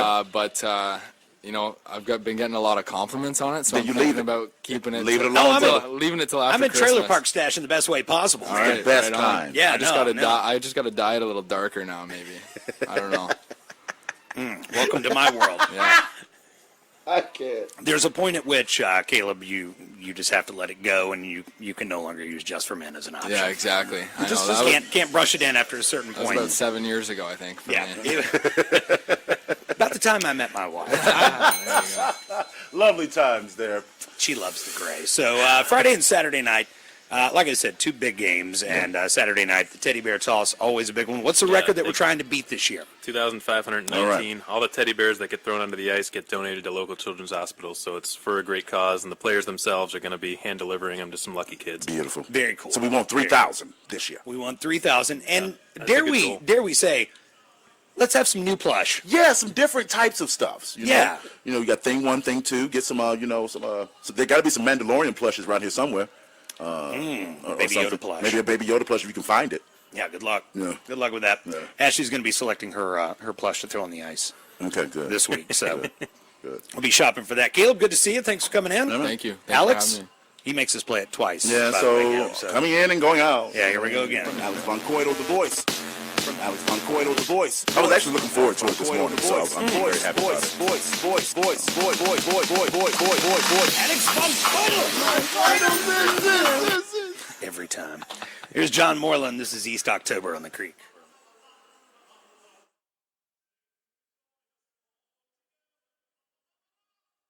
Trying to plan out a night of fun for an upcoming birthday? Why not spend it right here with the Mayhem? The Tommy's Bakery and Cafe Birthday Suite is available right here at the Macon Centreplex for all home games during the 2019-20 season. The birthday suite comes chock full of benefits, including 12 tickets, a private suite area with a great view of the ice, donuts from Tommy's Bakery, a visit from Mac the Mascot, and a special present for the birthday child. All of this for just $250, with additional tickets available for $12 each. Visit MaconMayhem.com or call our office for more information. Good news, Mayhem fans. The group outing package you know and love is back for the 2019-20 season. If you bring a group of 10 or more people, you receive discounted tickets at $13 a piece, reserved seating, free hats, t-shirts, or pucks for each member of your group, and an experience upgrade of your choosing. Set upgrades include the High Five Tunnel, bench buddies, a picture on the ice after the game, and much more. Just be sure to call our office at 478-803-1592 in advance, and we'll get you all squared away. Okay, well, welcome back, everybody. We hope you enjoyed that radio interview on 100.9 The Creek this past Monday morning with Mayhem veteran Caleb Cameron, who was kind enough to join us on the air again every Monday morning, 100.9 The Creek, the official radio promotional partner of the Macon Mayhem. I'll be there every single Monday around 8:30 a.m. if you ever want to tune in. Shortly after, I'll join Al Kessler, the former voice of the Macon Mayhem, on 100.5 The X. So a couple of opportunities on Monday to cheer your day up a little bit. If you're on the way to work or just gotten to work and want to hear some Mayhem hockey talk, just tune in to 100.9 and 100.5. And Listen to myself along with Tony Doolin, Charles Davis, and a player guest who we try to mix it up and keep it fresh, so it's a new player every single week. Last week was Caleb Cameron, of course. We usually don't decide until the day before, obviously because we want to make our decision based on what happened the previous weekend as far as who goes on the show. And of course, if you haven't been out to Line Change yet, folks, by all means do so. Typically on Tuesday nights, but this week and last week it will be on Wednesday. So that's December the 18th at the Rookery at 543 Cherry Street in downtown Macon. 6 to 6:30 p.m. I'll bring Coach Michael and 2 player guests. You can ask them any question your heart desires, learn about the team, and enjoy some handcrafted Macon-made food with some excellent service at the Rookery. Again, 543 Cherry Street, typically on Tuesday nights at 6, but this week it will be Wednesday night at 6, Wednesday, December 18th. We will not have a line change for the following 2 weeks after that, obviously, due to the holidays. It'll be, I think those dates fall on Christmas Eve and New Year's Eve, so I wouldn't want to do that to any players by forcing them to come out to the line change show. But after the new year starts, we'll get right back at it at normal times, Tuesdays at 6 p.m. The Mayhem trail by a 1-0 score. In case you missed what happened in the first period, we'll recite what happened for you. The Mayhem had a couple of close calls not go their way. A shot from Stephen Pirog from the right circle that drew the inside of the right post. It hit iron pretty hard and it looked as though it might have pinballed into the net, but it took a Quad City bounce, stayed out, and bounced into the near corner of the Quad City zone. The Storm catching a big break as the Mayhem captain nearly lit the lamp for what would have been his 4th goal of the season and his team leading 16th point. Instead, the game remained scoreless at the time, and then Stepan Timofeyev was given a terrific opportunity to put the Mayhem in front. Josh Kuzno slipped him a brilliant cross-crease pass on the doorstep, and Timofeyev just couldn't get any elevation, really much leverage under that shot. And he just kind of tapped it off the left pad of Ryan Mulder. You got to credit Mulder for sliding over to make that pad stop, but I think Timofeyev, if he had that opportunity again, he would have, rather than shoot it right away, he would have taken an extra second to elevate it. You can't really blame Timofeyev because in that situation, you're just thinking, get the puck on net, shoot as quickly as possible. I just don't think he realized how much time he had. Had he taken an extra half a second to make sure he got elevation, in all likelihood he would have scored. But again, you can't blame him. It's easy for us to criticize from the press box. He had no idea how much or how little time he had, and he was just thinking, get the puck on net, which in the words of the great Eddie Olczyk, is never a bad play to make. 13-8, the shots on goal in favor of Quad City. Those were the main 2 chances the Mayhem had to score in period 1. They did not convert on either of them. Pirog and Timofeyev may be kicking themselves. The good news for them is they still have 2/3 of this game remain to redeem themselves. 40 minutes exactly yet to be played. Quad City took advantage of a disadvantage when they were shorthanded. Stephen Gall raced down the slot. Connor Fries attempted a wraparound and forced Entma to hug the far post. And he made the kick save, but the rebound bounced right up the slot onto the stick of Stephen Gall, who just fired the puck back across the goal line and gave the Storm a 1-0 lead. That is where we stand now. There were 3 penalties in the opening 20 minutes of play, 2 power plays for Macon, neither of which resulted in goals for the Mayhem, one of which resulted in a Storm goal. However, the Mayhem perfect on the PK, killing off their only man disadvantage when Marcus Ortiz was penalized in the 3rd minute at 2:06 for tripping. That summarizes what happened in the opening 20-minute stanza. Let's take a quick glance around the Southern Professional Hockey League for a Hampton Inn out-of-town scoreboard update while we have just a second here. Fayetteville has jumped out to a 2-0 advantage at the hands of the Huntsville Havoc early in period 2, so what was a scoreless tie heading into the second period has become a 2-0 marksman lead over the defending champs. Evansville and Peoria just about to get underway up at the Ford Center in southern Indiana tonight, and then the Birmingham Bulls about to host the Pensacola Ice Flyer. Puck drop in that game also moments away. That wraps up your second Hampton Inn & Suites out-of-town scoreboard update. Both teams at full strength as the second period is about to begin here at the Macon Centreplex. The Mayhem on a 5-game winless skid. The Storm on a 7-game winless skid. The importance of this game and these points for both of these teams cannot be overstated. Josh Kuzno to take the first face-off of this middle stanza for Macon. Will be countered by Quad City captain Dean Yakura. The Storm with a 1-0 lead heading into period 2. Alexios Karabetsos, the linesman, drops the puck. Dean Yakura wins the first face-off of the second period, and this game is back underway. Zach Urban floats one into the left corner where it's going to be pursued by Stathis Soumalides, and he rams Junior Harris into the end wall. Puck will pinball its way off the right half wall now on the near side, and Danny Caesar steps in to make a play on it. Junior Harris outlets it up the right side, and it's going to be dumped into the right corner area. Bounces off the backboard. Zach Urban rattles it, and Yakura took it away from him. Yakura down the half wall, or up the half wall, I should say. He concedes possession. Jimmy Soper with a burst of speed down the left side. He's got Caesar in tow. He fires, and a glove snag is made by Ryan Mulder. And Jimmy Soper trying to take advantage of that blown tire.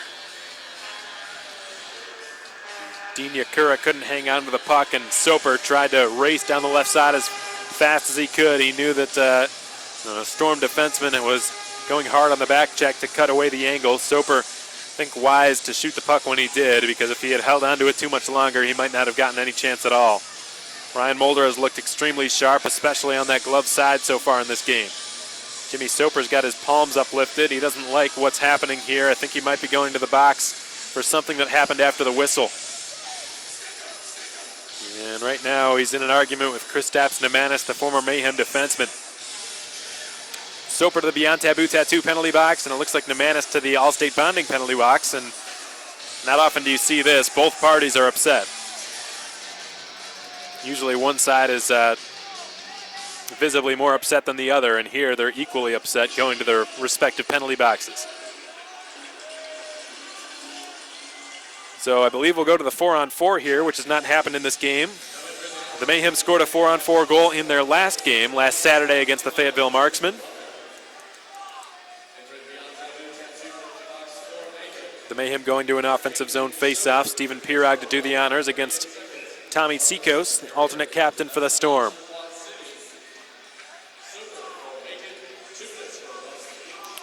Tsikos able to get the better of Pirog on that draw. Joe Sova's got it inside of his own trapezoid with Stephen Pirog in the F1 position for Macon. Sova will outlet the puck to his right. Tsikos has it, and he will swivel through center ice. He dumps it past Kalaman, or rather past De Oliveira, I beg your pardon, and goes in after it far corner. And Tsikos will rattle it back to the blue line. It just skitters over it, and Matthias Ullman will have to backpedal and send it to Sova.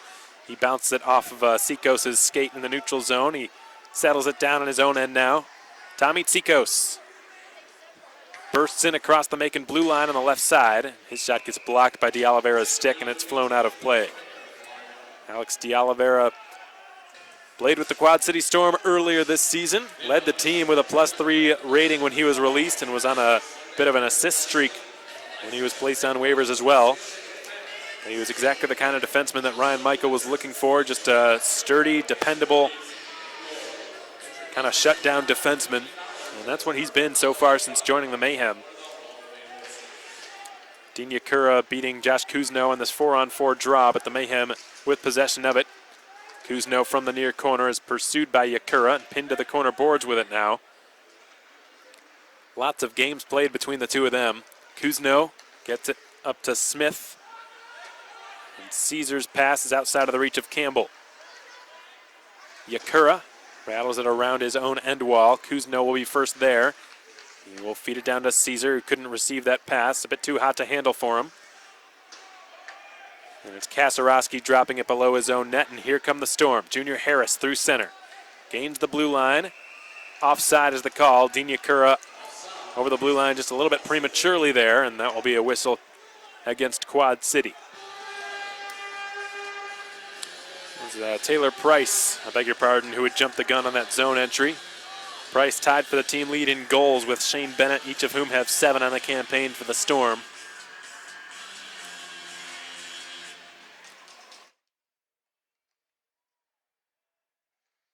T.S. Ullman behind his own net now. Ortiz pressures him. Half minute to go on this 4-on-4. Ullman's pass redirects off of a Quad City stick in the neutral zone. Entma, in the meantime, will reverse it to Zach Urban on the right side of the Macon end. Urban slides it to Caleb Cameron. Cameron enters the Quad City zone. Nice toe drag and a shot that skitters wide of the goal. I think Mulder might have gotten a piece of it with the outside of his pad or perhaps his skate. Sova slides it across.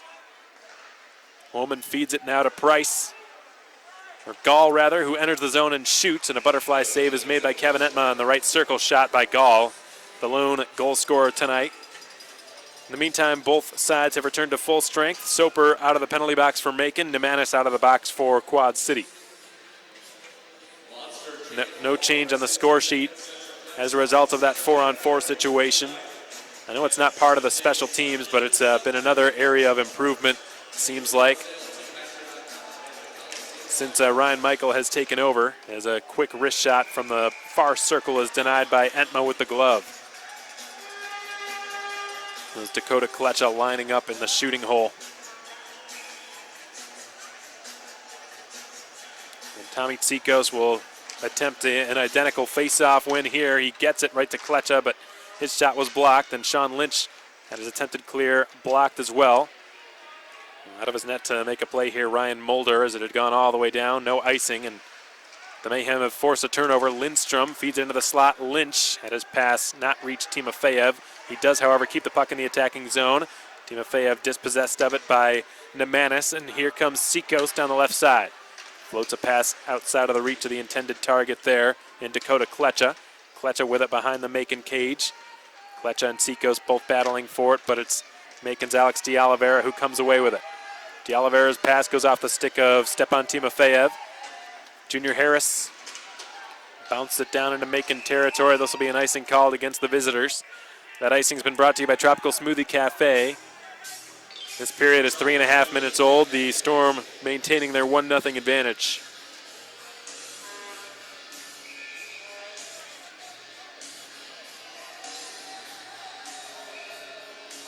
Jason Lordy, the referee, has his arm in the air. He's skating. He's gone over to the Quad City bench and is ordering a couple of players back onto the ice, who look like we're pretending to be oblivious to the icing rule. They're not allowed to change lines if their team has just been found guilty of icing. Vincent Beaudry spears it out into the neutral zone. Sumilidis' pass reaches Pirag, who skillfully redirects it right to Jimmy Soper. He's on his off wing. He rolls it into the right corner near the sign station dashers.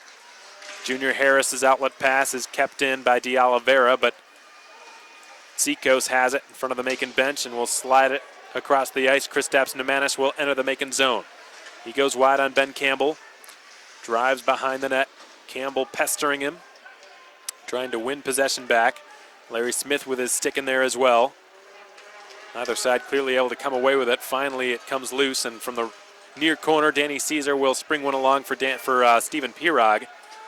And Pirag slides it down the right board. Shane Bennett gets in his way. Caesar follows up what Pirag started. Pirag twists and fires, and a kick save is made by Mulder.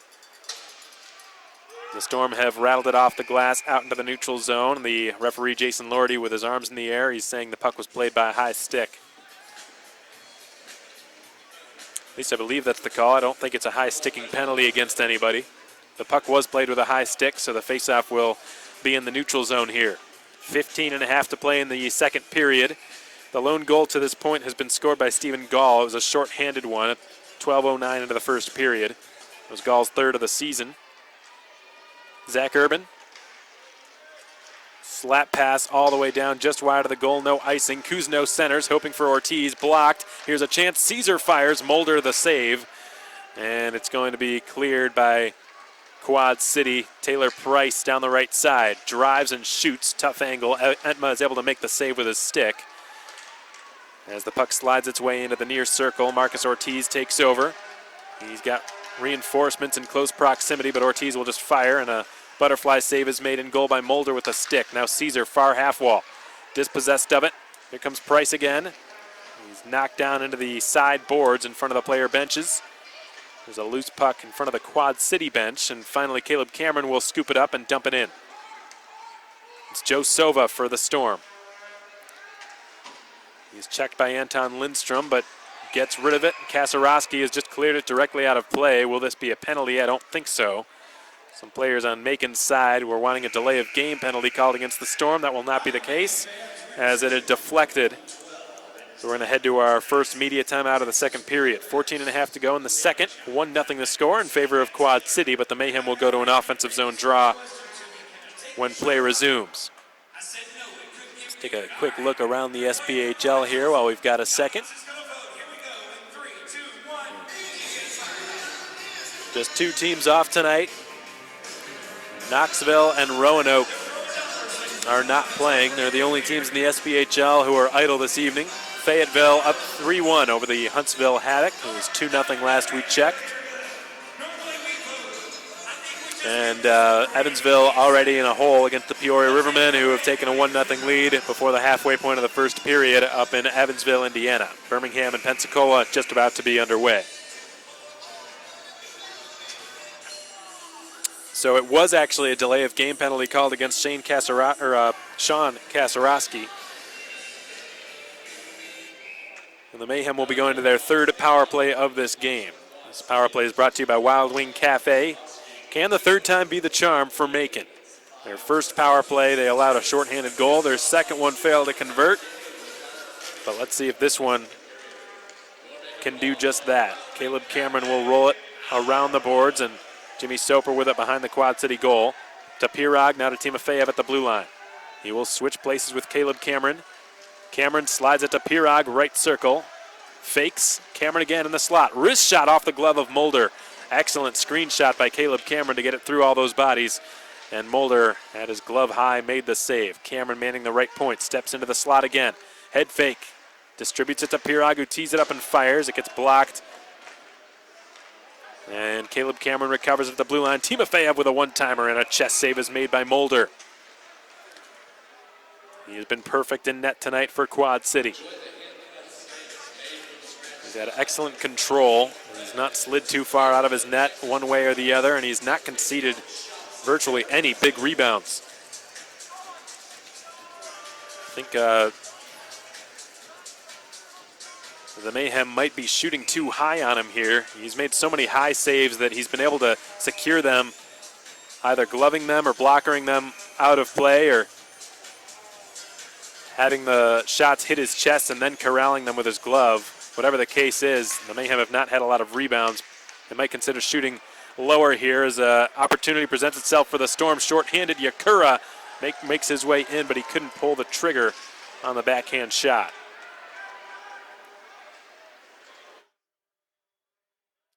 It was Taylor Price, actually, that short-handed opportunity, which he couldn't capitalize on. Now Timofeyev for Macon. In across the Quad City blue line. Has to float the puck across to Soper. It went off Quad City skate. Dropped off to Jarrett Cup, fresh off the bench. Junior Harris can't clear it past Cup. Left point to Pirog now. Right circle, back to Cup. High slot. Timofeyev left circle. Crisp pass over to Pirog. Intercepted by the Storm, and they have just cleared it past Cup and down. 38 seconds remain on this Wild Wing Cafe power play. Stepan Timofeyev out of his own zone. Timofeyev splits through a pair of Storms, but he eventually coughs up possession, and Storm have cleared it back out into Macon territory. Caesar, touch pass across to Anton Lindstrom, who was caught up to, and the puck's been cleared past Cup. Jarrett Cup back to get it, circles behind his own net. He smoothly enters the Quad City zone from the far half wall, takes a look. Cup with a long blue line shot, gets blocked. Shane Kasarowski back on the ice. The Storm have returned to full strength. Jarrett Cup. Cousineau, slap pass off the stick of Anton Lindstrom, too hot to handle. Here's a one-timer from Caesar that redirects wide from Ortiz. Now it's Cousineau, far circle. Back to the line for Cup, long wrist shot, gloved by Mulder and held. 12:07 to go in the second period. 1-0 in favor of Quad City. Ryan Mulder stopping everything thrown his way thus far. And that glove has single-handedly probably prevented Macon from scoring 7 or 8 goals tonight.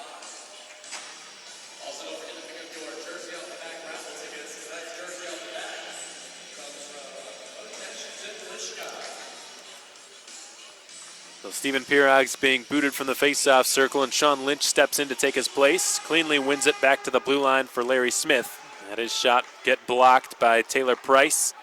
It was the recipient of the breakout pass from the Storm. Stathis Sumalitis back in across the blue line, coughs it up. Stephen Gall's got it. He will drop it to Joe Sova. Sova will march in across the blue line and float it off the Ortho Georgia dasher board in the far corner. Sova had it pried off his stick by Larry Smith. Ben Campbell will backhand a pass up the wall on the near side, and it's Sean Lynch who's harassed by Gall, who takes a spill as Yakura redirects it in below the Macon goal line. Campbell up to Sumalitis, tries to spring one along for Sean Lynch. It goes too far past him, and Storm have gotten it to Shane Bennett.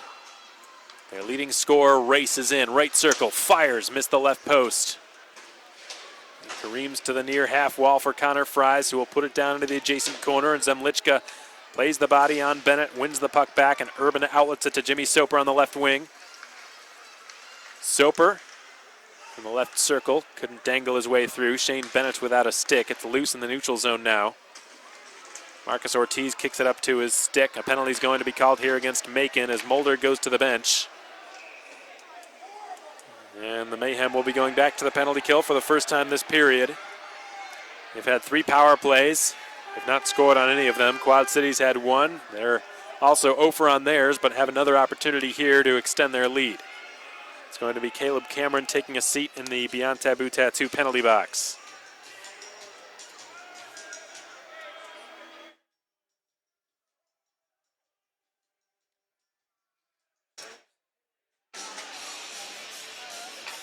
One of Quad Cities' players go down the tunnel, folks. I couldn't identify which player that was. The numbers on these jerseys are pretty tough to read.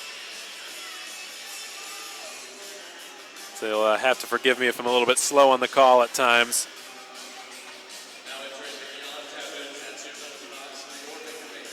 Caleb Cameron in the Beyond Taboo Tattoo penalty box, making 1 for 1 on their penalty kill tonight. Cameron in the sin bin for slashing. And the Storm getting their first second period look on the power play. D'Oliveira coughs it up to Sean Kasarowski. Seacoast drops it to the goal line. It's Stephen Gall swiveling behind the Macon goal. His pass goes off of Jason Lordy, the referee's skate. D'Oliveira slammed into the end wall, or rather the corner wall, and the Storm retrieve possession. Long point shot is off the mark, coming from Junior Harris. And Danny Caesar wins the puck back from Kasarowski and floats it in front of the player benches. And Caesar causes Junior Harris to have a spill. No penalties called on either side, and here come the Storm. They're onside as they enter the Macon zone. Seacoast kicks it up to his stick and spins in the near corner. Tommy Seacoast loses it to Stephen Pirog, who commences a shorthanded counterattack. Pirog trying to slip through a pair of Storm defenders. He goes in after it, far corner.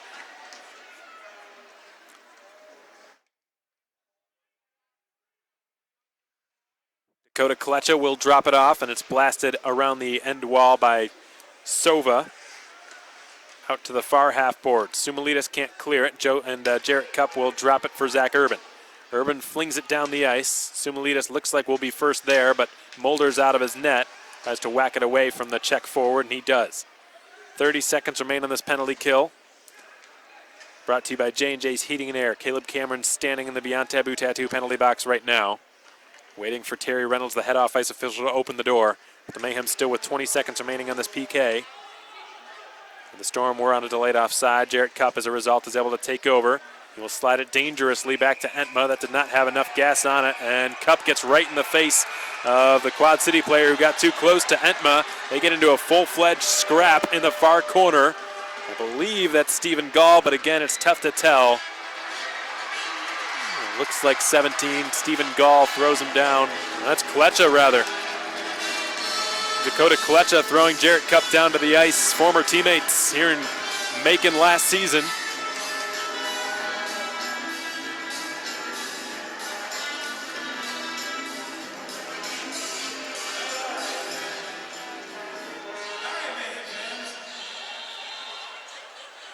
And Kletcha giving a good chirp to Caleb Cameron across the penalty boxes right now. Dakota Kletcha coming into this game led the Storm in penalty minutes with 34 on the campaign. So, and just given the fact that he played here for a season and a half and had a lot of good memories here, you just had to know that something like this was going to happen. It's not surprising at all. Although it seemed like Jarrett Cupp was sort of the instigator in that situation. Not surprising to see Dakota Kletcha drop the mitts whatsoever.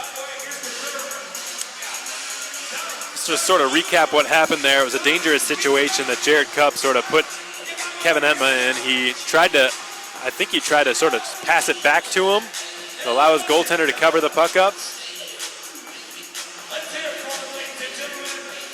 But it didn't have much mustard on it, so it sort of put Entma in an awkward spot. He didn't know whether to wait for it to come to his net or to come out of his net and just swallow it up. And Kletcha he's a very fast forward. He was lurking nearby. Entma didn't want to take any chances, and he came out of his net and covered it. And Kletcha maybe getting a little bit too much of Entma, trying to, as all goal scorers do, trying to dig around the goaltender looking for a loose puck, and he got too much of Entma with his stick, and Jarrett Cupp took exception to it, went right after Kletcha, and the two of them scrapped away in the far corner of the Macon zone near the Ortho Georgia Dasherborgs. There are 11 seconds remaining on the slashing penalty called against Caleb Cameron, and I believe Kletcha and Cupp will be in the box for 5 minutes each for the fight. I don't think there will be any instigator penalty added to either side. Kletcha and Cameron still chirping one another from their penalty boxes. So that was Taylor Price, who had gone down the tunnel for Quad City, and he has returned. It looked like it was probably an equipment issue, if anything.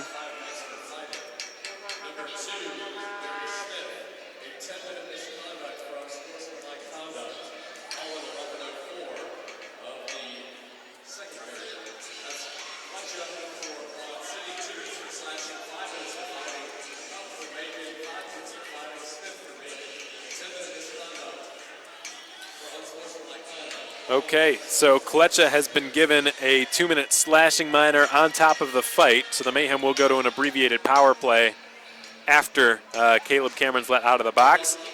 But Larry Smith was also given a 10-minute misconduct for unsportsmanlike conduct. It's not a game misconduct. He's still in the game, and I'm not sure why he's being sent to the Beyond Taboo Tattoo penalty box, because there are fewer than 10 minutes left in this period. There is no chance he's coming back onto the ice this period. And Shane Bennett is also in the Quad City penalty box. I imagine he's serving the minor that Kletcha was guilty of. After 2 minutes, he'll be out on the ice, and Kletcha will stay in for an additional 5. So Kletcha will be in there for 7 minutes. Cupp for 5. Smith for the entirety of the remainder of the period, and Cameron for the next 3 seconds. Here's Stepan Timofeyev down the left wall. From a tough angle, he looks to shoot, didn't have a way to get it on net. He will drop it back to the line. Pirog to Cameron, fresh out of the penalty box. Pulls up in the deep slot and surveys his options. He will dish it to Jimmy Soper above the right circle. Soper to the goal line for Timofeyev. Back to Soper again, who fires. He missed the net. It caroms off the backboards, and Pirog is run into the corner wall by Tommy Tsikos, and Sumilidis attempts to block the clearing attempt, but to no avail. It's been whipped around the boards back out into Macon territory, where Caleb Cameron will assume command of the puck. He's had to play defense a couple of times this season, so it seems like a natural role for him to be the quarterback of Macon's top power play. Jimmy Soper goes crashing into the end wall to force the puck loose. Taylor Price gets to it before Caesar could and will race down the right wing. He's defended by Cameron. Price drives, cuts to the net, and shoots, and a stop is made by Entma. Ortiz collects the rebound and will send one up into the neutral zone. Anton Lindstrom back to Ortiz, who fires off the post. Bounces into the right half wall area. Caesar is there, and Ortiz gets the pass from him. Ortiz to Cousineau. Left circle, slap shot off the pad, it looked like, of Mulder. Bounces to Caesar. Above the right circle, hammers a shot. Blocker save Mulder, and the puck's been cleared. Lots of good chances for the Mayhem. Another post that was struck, and the Mayhem just cannot get any puck luck on their side over the past couple of weeks, it seems. Zach Urban through center ice. Couldn't cut his way through the two Storm defenders in the neutral zone. It's been whacked all the way back down the ice by Kristaps Nemanis and fed around the boards by Kevin Etma to the far side. Zach Urban up the far wall. Josh Cousineau finds Caesar on the cross-ice pass, but it was not on his tape. The Storm have returned to full strength. The Mayhem caught on an offside, and we get a whistle and a stoppage of play. The Mayhem dropping to 0 for 4 on their power play tonight. The Storm dropping to 0 for 2. 6:52 to go in the second period. 1-0 the score in favor of Quad City. The slashing penalty called against Dakota Kletcha has just come to an end, but Kletcha will remain in the box for the next 5 minutes or so due to the fight he got into with Jarrett Cup.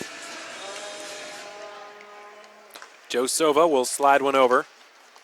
It's been cleared into the Quad City bench and out of play by Matthias Orman.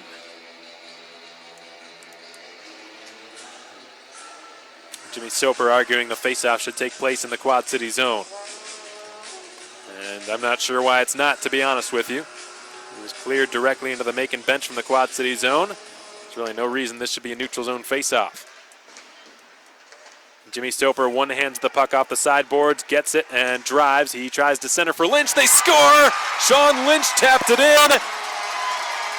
Jimmy Soper fed him the cross-crease pass right on the tape, and Lynch jammed home his second goal of the season.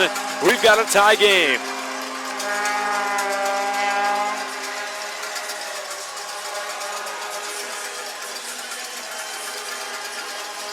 Certainly some irony with that goal. Jimmy Soper was arguing with the referee that the faceoff should have taken place in the Quad City zone. The referee, Jason Lordy, insisted the faceoff would be in the neutral zone. If it wasn't for that, most likely that goal doesn't happen. So I suppose the lesson to be taken from this is be careful what you wish for. And the Mayhem catch a break, oddly, from a neutral zone faceoff that should have been an offensive zone faceoff, results in a goal for the Mayhem. Jimmy Soper with an excellent pass to himself off the wall to spring that 2-on-1 with Sean Lynch. Now here's Cousineau firing, and Mulder is down with a butterfly stick save. Will just cover that puck on top of his crease. 6:17 to go here in the second period. We've got a tie game for the first time since the 13th minute of this tilt. Shots on goal fairly even. Right now they're showing 16-13 on the scoreboard. Josh Cousineau to take the offensive zone face-off against Tommy Tsikos. Beg your pardon, Dean Yakura in the offensive zone. It'll be in the right circle, the near circle on your screen. Clean win by Cousineau, and Caesar blasted it, sort of knuckling back slowly to him, and the shot was blocked by Stephen Gaughan out of play. That flying puck's been brought to you by Blues Painting and Home Repair. So Soper with the lone assist on that goal, scored by Sean Lynch, his second of the season.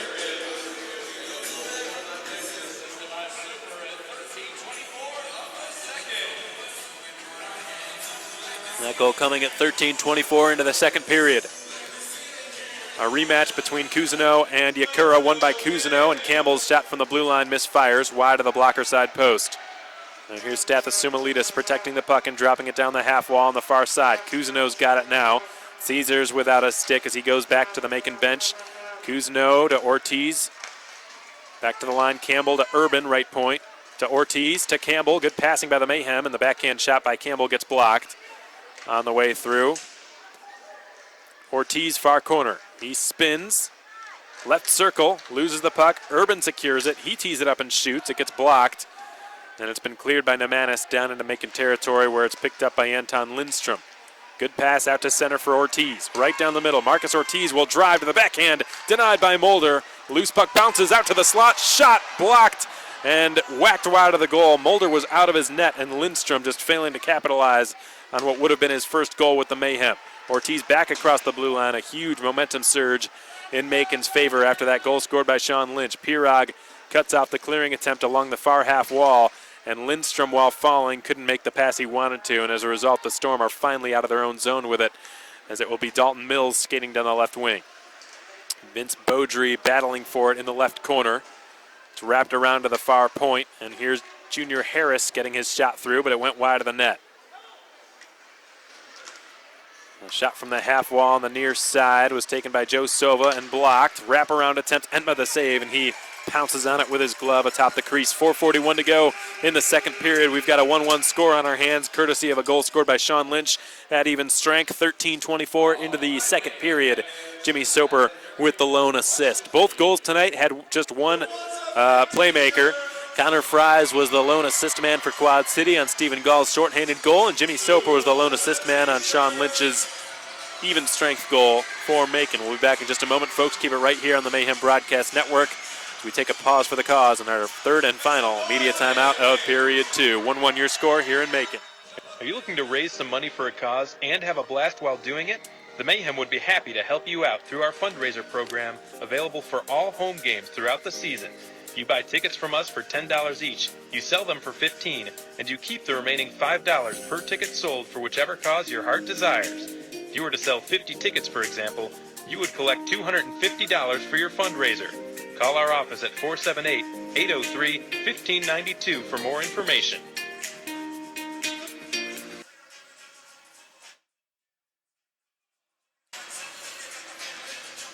So the Mayhem will go to a defensive zone draw here to the left of Kevin Entma, who's been excellent in this game tonight. It's been a goaltending battle, no doubt about that. Ryan Mulder's been excellent with his chest, his glove, and his blocker. Kevin Entma has been excellent with his stick and his pads. Sean Lynch wins the defensive zone draw. And Zemlichka has cleared it out to center. Soper gets a quick 2-on-1, joined by Caesar. The pass well off target. Caesar has to wait for it to bounce to him near corner and will spin one around to the far boards. The Storm have just whacked it all the way down. Zach Urban, the ex-Kalamazoo wing, is back on it for Macon. Takes it in behind his own net and allows the forecheck to develop here. Urban slides it right up the middle, just wide of the net, icing the call against Macon. That icing will be brought to you by Tropical Smoothie Cafe. 4:10 to go in the second, 1-1 your score. Macon now with an edge in shots on goal. It's reading 20-18 in favor of the Mayhem on the scoreboard here. That 120-foot shot attempt by Zach Urban went probably a couple of inches wide, and Ryan Mulder wisely elected not to touch it. And as a result, his team will get an offensive zone draw. It will be to Entma's right. Sean Lynch had a word for his goaltender before the puck drop. The Storm have won it. Quick shot from above the near circle is taken by Kasarowski and denied by Kevin Entma. Nice glove snag by the Adrian College product. Sean Kasarowski taking that last shot. A SUNY Potsdam grad, played against Ryan Michael a lot during his college days. In his second pro campaign. Ryan Michael, of course, having played in that same conference in New York with Hobart College. Zach Urban up to Cameron, nearly sprung Timofeyev, who was well guarded by Junior Harris. Harris then takes Timofeyev into the end wall, but scooping up the loose puck will be Stathis Sumilidis for Macon. Dropped off for Timofeyev, stick handling in a phone booth down there, catches up to it. Will switch places with Wojtek Zemlichka. Sumilidis back to the line. Timofeyev with a wrist shot that whistles wide of the right post. The Storm are back on it. Joe Sova can't clear as Timofeyev holds it from the right point, had his shot nearly redirected by Zemlichka, but it just missed his stick. As a result, a blocker save is made by Mulder, and a puck battle ensues in the far corner. 3-2 in favor of Quad City in terms of manpower down there. 3:22 to go in the second period. It's a 1-1 tie here at the Macon Centreplex. Quad with a first period goal, Macon with a second period goal. And here's another chance for the Mayhem. Point blank shot by Lindstrom, denied by Mulder. Lindstrom's had a couple of good opportunities in this period to put the Mayhem in front. Here's a chance. Pirog puts it in front, redirected on goal, stopped by Mulder. And the Storm look like have cleared the danger for the time being. It's going to be whacked out of the zone by Stephen Gall. And Taylor Price is held up by Alex de Oliveira and flung off the glass. Near side bounce. Josh Cousineau takes it in behind the net. He's pursued by Dean Yakura. It's reversed for Marcus Ortiz. Ortiz near corner, also cycling it in below the net once more. Josh Cousineau's got it. The Mayhem really putting the Storm on their heels in the past few minutes here. Lindstrom. The Mayhem doing an excellent job keeping the puck on the perimeter on the outside as Cousineau tries to dip his way to the front. He just leaves it off left circle shot. Gets blocked, and the puck's been cleared out in front of the player benches. De Oliveira is pursued by Dalton Mills. He got rid of the puck in time, and now it's Ben Campbell for Macon. Campbell is pestered by Tommy Tsikos, and here come the Storm on a counterattack. Beaudry in across the blue line, drops it off. Nemanis with a shot off the outside of the right post. And the Mayhem finally catch a break off one of those post bounces. Long blue line shot by Junior Harris gets blocked down. That was Tucker Ross, and out of his net to make that save, Ryan Mulder on the neutral zone shot attempt from the backhand. Mulder covers up for a whistle, and some pushes and shoves take place inside of his trapezoid. 1:51 to go in the second period. It's a 1-1 tie here in Macon. Close call moments ago for the Quad City Storm. They had Kristaps Nemanis, a Latvian-born defenseman who played in Macon for a season during the 2016-17 campaign, and then for a while a year after that. Won a President's Cup championship here. Pretty well-beloved player here in Macon in Middle Georgia, and he had the opportunity to score what would have been a deflating goal. But the right post saved the day for Kevin Entma. And the Mayhem just grazed the outside of the right peg. Now here's Caleb Cameron from the left point. Got his shot sail over the crossbar. Shane Bennett. Lead pass for Kasarowski. He will put one on the tape of Dakota Klecha. I beg your pardon, Cody Walsh, who from the blue line will shoot. Chest save by Entma. And Zach Urban will advance it up the near wall. Danny Caesar clears the zone. Cody Walsh has it in his own end. Walsh turns it back out to center. It's redirected into the Macon zone by Connor Fries, who will go to the Quad City bench. Now Caleb Cameron down the left wing. Begins to accelerate across the blue line, and he will deposit one towards the far corner. Ooh, Caleb Cameron went crashing a bit awkwardly into the end wall, but he appears to be okay. Here come the Storm. Left side. Price shoots. Swallowed up by Kevin Entma, and no rebound. We're just inside of 1 minute left to play here in the second period. 1-1 is the score. Big stop by Kevin Entma on Taylor Price moments ago. Price is shown to have remarkable speed for Quad City, generating a lot of chances on the wings, particularly good shorthanded it seems like. The ex-Buffalo State College captain spent all of last season with the Fayetteville Marksmen. He scored at a much higher pace this season than he did then. Seems to enjoy his new role a lot better. Tucker Ross slides it over. One-timer stopped by Entma.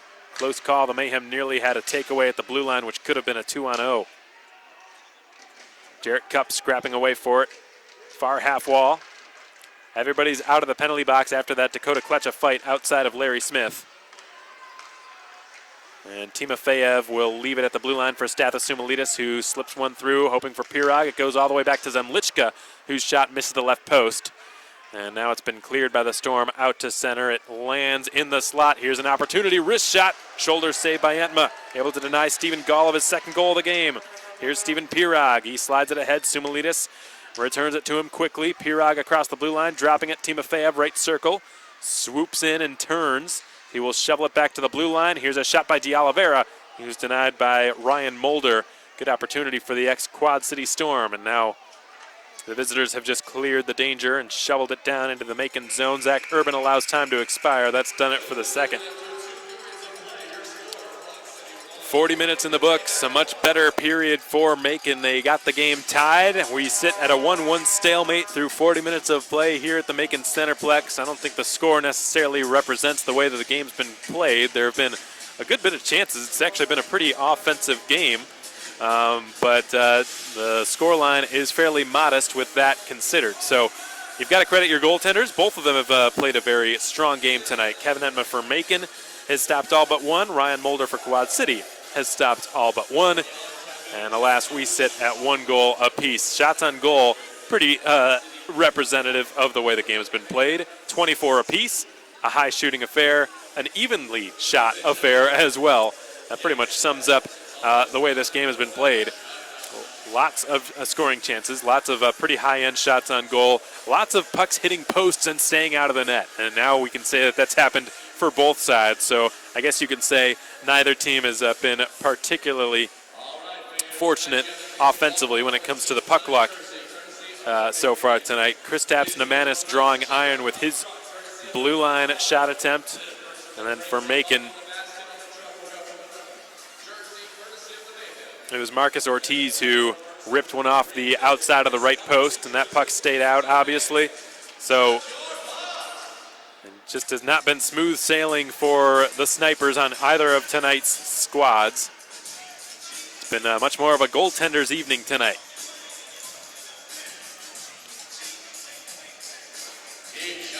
Outside of that post drawn by Marcus Ortiz in the middle stages of the second period, I'd say Macon's best opportunity to score came from Anton Lindstrom. He had Ryan Mulder down and out of position, and somebody from the Quad City Storm, I could not tell who, it was just a cluster in front of Ryan Mulder's net, just threw himself in front of the shot by Anton Lindstrom and blocked it with his stick. So Lindstrom a little bit snake bitten, unable to get his first goal with the Mayhem,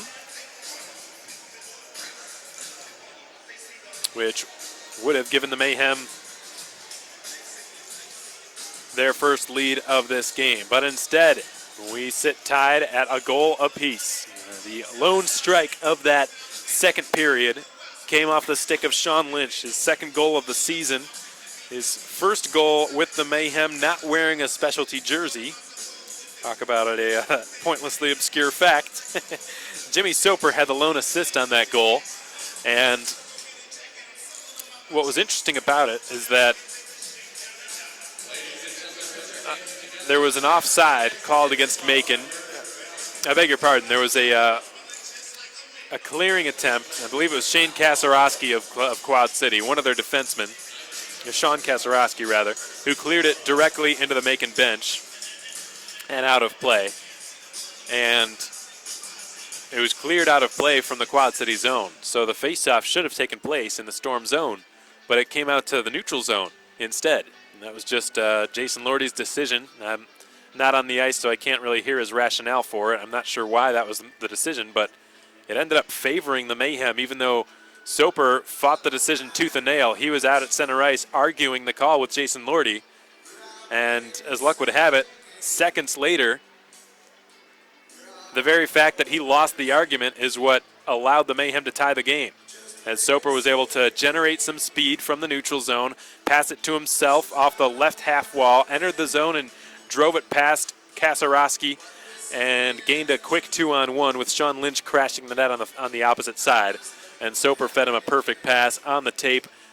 Lynch tapped it into the net for his second goal of the season and got this game tied up for Macon. There were a few more scoring chances that would transpire for the remainder of the period, but ultimately the posts and the goaltenders have stood strong tonight.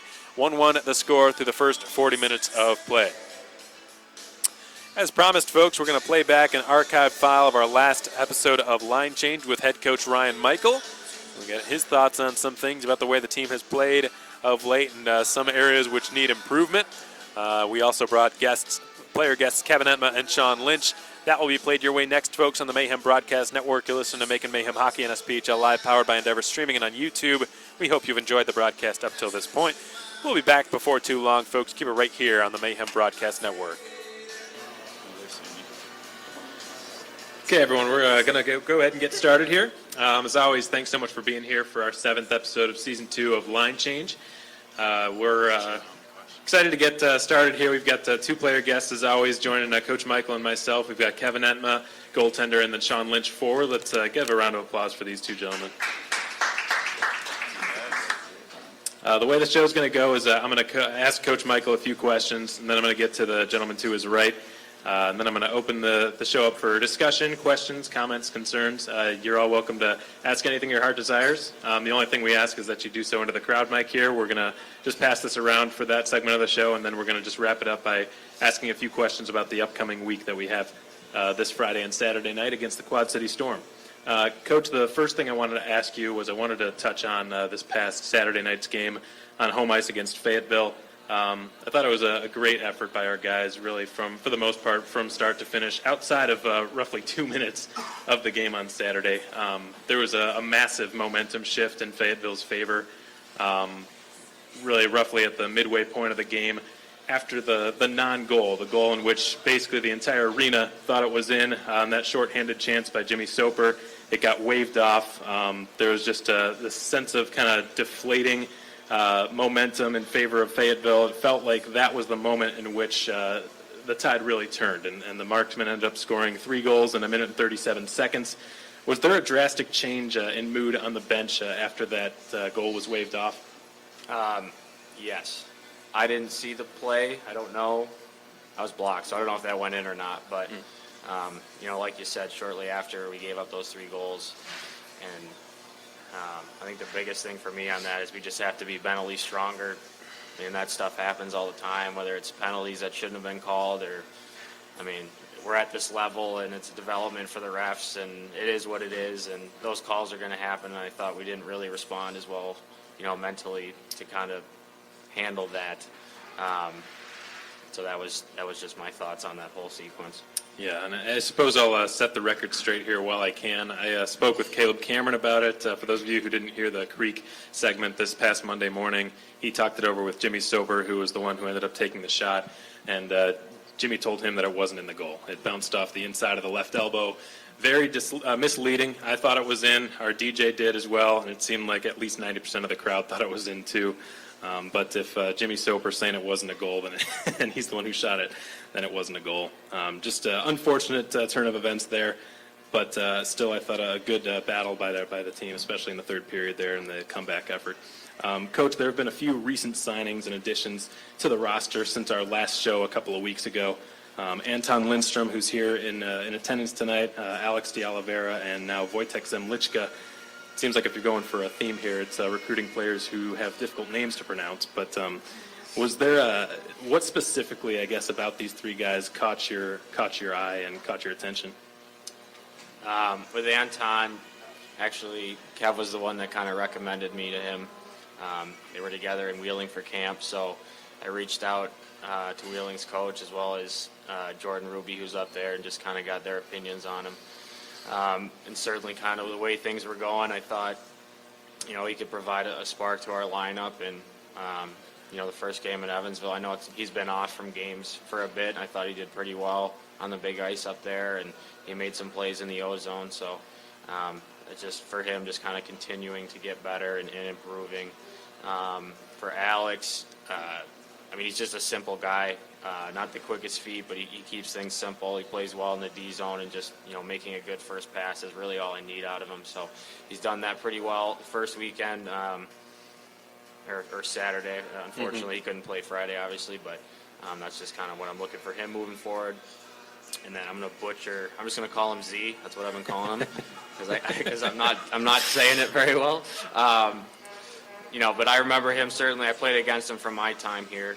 He was in Mississippi, I think, or Roanoke. I can't remember if he was in Roanoke yet, but he was a guy that he was a puck-moving D, good offensively, can join the rush, skates well. So certainly a guy I kind of look to, get us out of our end quick, make a good first pass, and kind of join in the rush a bit. Stathis, you're a countryman with him. Can you kind of shed any light on how to pronounce his name? Okay, I'm not. Yeah. Not a chance. Okay. This is one of the few moments where I really hate my job as the broadcaster, but it's going to be difficult on Friday night for sure. No worries. It's not your fault, Coach. I know we need some help. Kevin, I'm going to address this next question I have to you. This is your first full season pro after 4 years at Adrian College. You broke into the league a little bit last season back in March after your college playing career had ended. But as a goaltender, what's it been like adjusting to the grind of the pro lifestyle? I think the main thing is really the travel, I would say.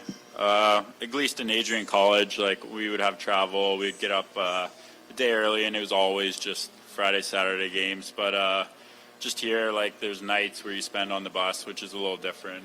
And, other than that, the hockey, it's a faster-paced game, bigger bodies, everyone can play, and Pretty much that's all you really have to get used to. It's still the same game, 60 minutes, and my job is pretty easy. I just have to stop the puck. So.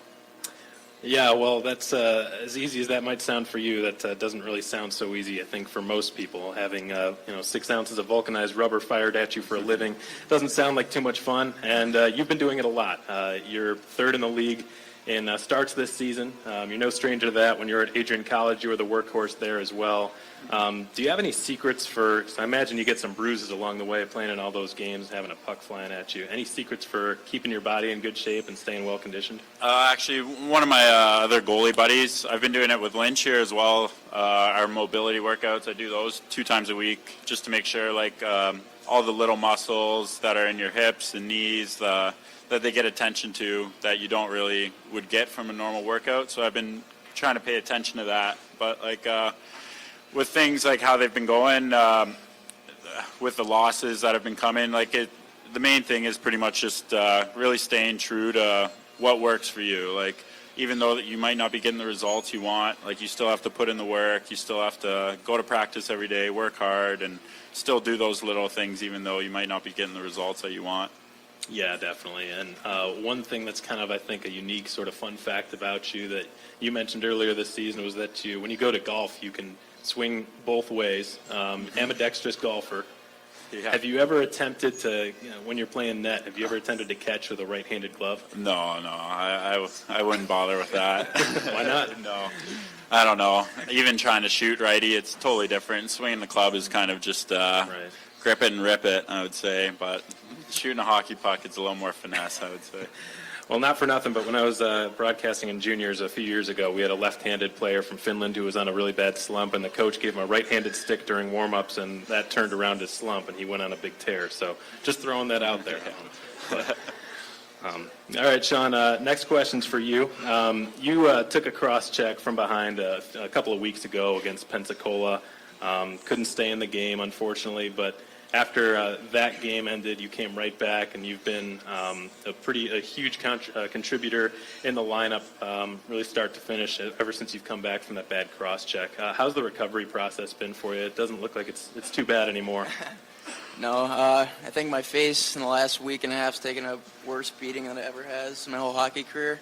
Yeah. But, it's just wasn't too bad. I just kind of had to get a couple stitches, and so it didn't really alter my kind of on-ice performance at all, but I'm feeling pretty good right now. Now, you and Coach Michael, you guys go way back. You grew up playing together in New York. Talk about some of the ways in which your role has evolved since he's kind of taken over as the head coach and how it's affected your game. I think he just kind of knows the way I play the game. Back in West Genesee, where we both played high school, we kind of played in the same style. It was a defense-first mentality, just kind of in your face, just physical game. And, I grew up playing that all the way to college even. So I think he kind of knows what my game is about. And I think I just kind of take it a step at a time, just keep getting better. Yeah. So, Kevin, Sean, Coach, any of you are welcome to answer, but have you guys seen the new Peanuts jerseys that you guys will be wearing on Saturday? I did see them on Instagram. What are your thoughts? I thought they're pretty cool. Yep. Yeah. A bunch of my buddies sent me the link on Instagram. They said they like them a lot, so. I think so, fan. too. Got to give props to Blair and to OT Sports on the design because I think they look really sharp. I'd put them in the top 1 or 2 in our league for the Peanuts jerseys. Pensacola's look pretty good as well.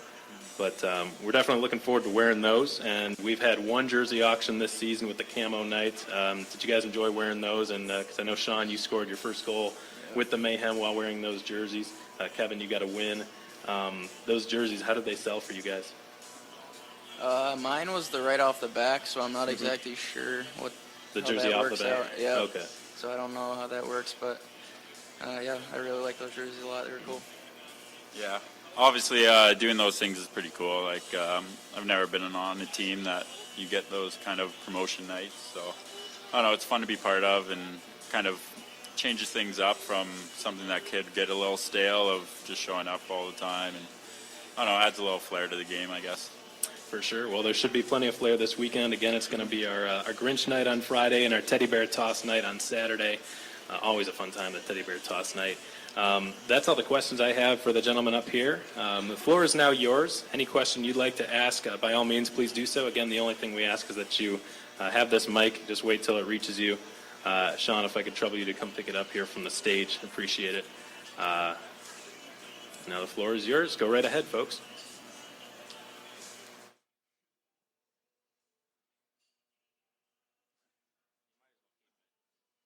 So one of the kind of changes that I imagine happened for you, Mike, is being the one who's in charge of making the decision of when to switch out goalies mid-game. And you got to do that on Friday, unfortunately. Yes. But I was curious as to kind of going forward, what your thoughts are of when is the appropriate time to do that, if it's based on just you gave up this many goals on not enough shots, or it's we need to change up the energy, or some kind of combination. Or... Yeah, I don't think it's more of a statistical thing as much as a feeling. I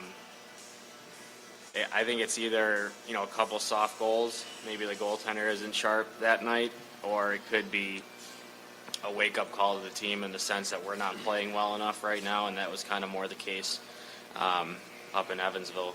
It was only 6 shots, I think, but of those, 3 goals, like they were 2-on-1s or breakaways. They were grade A chances. So, going into that was my decision, was just kind of as a wake-up call. That's why I did that and called the timeout at the same time. So.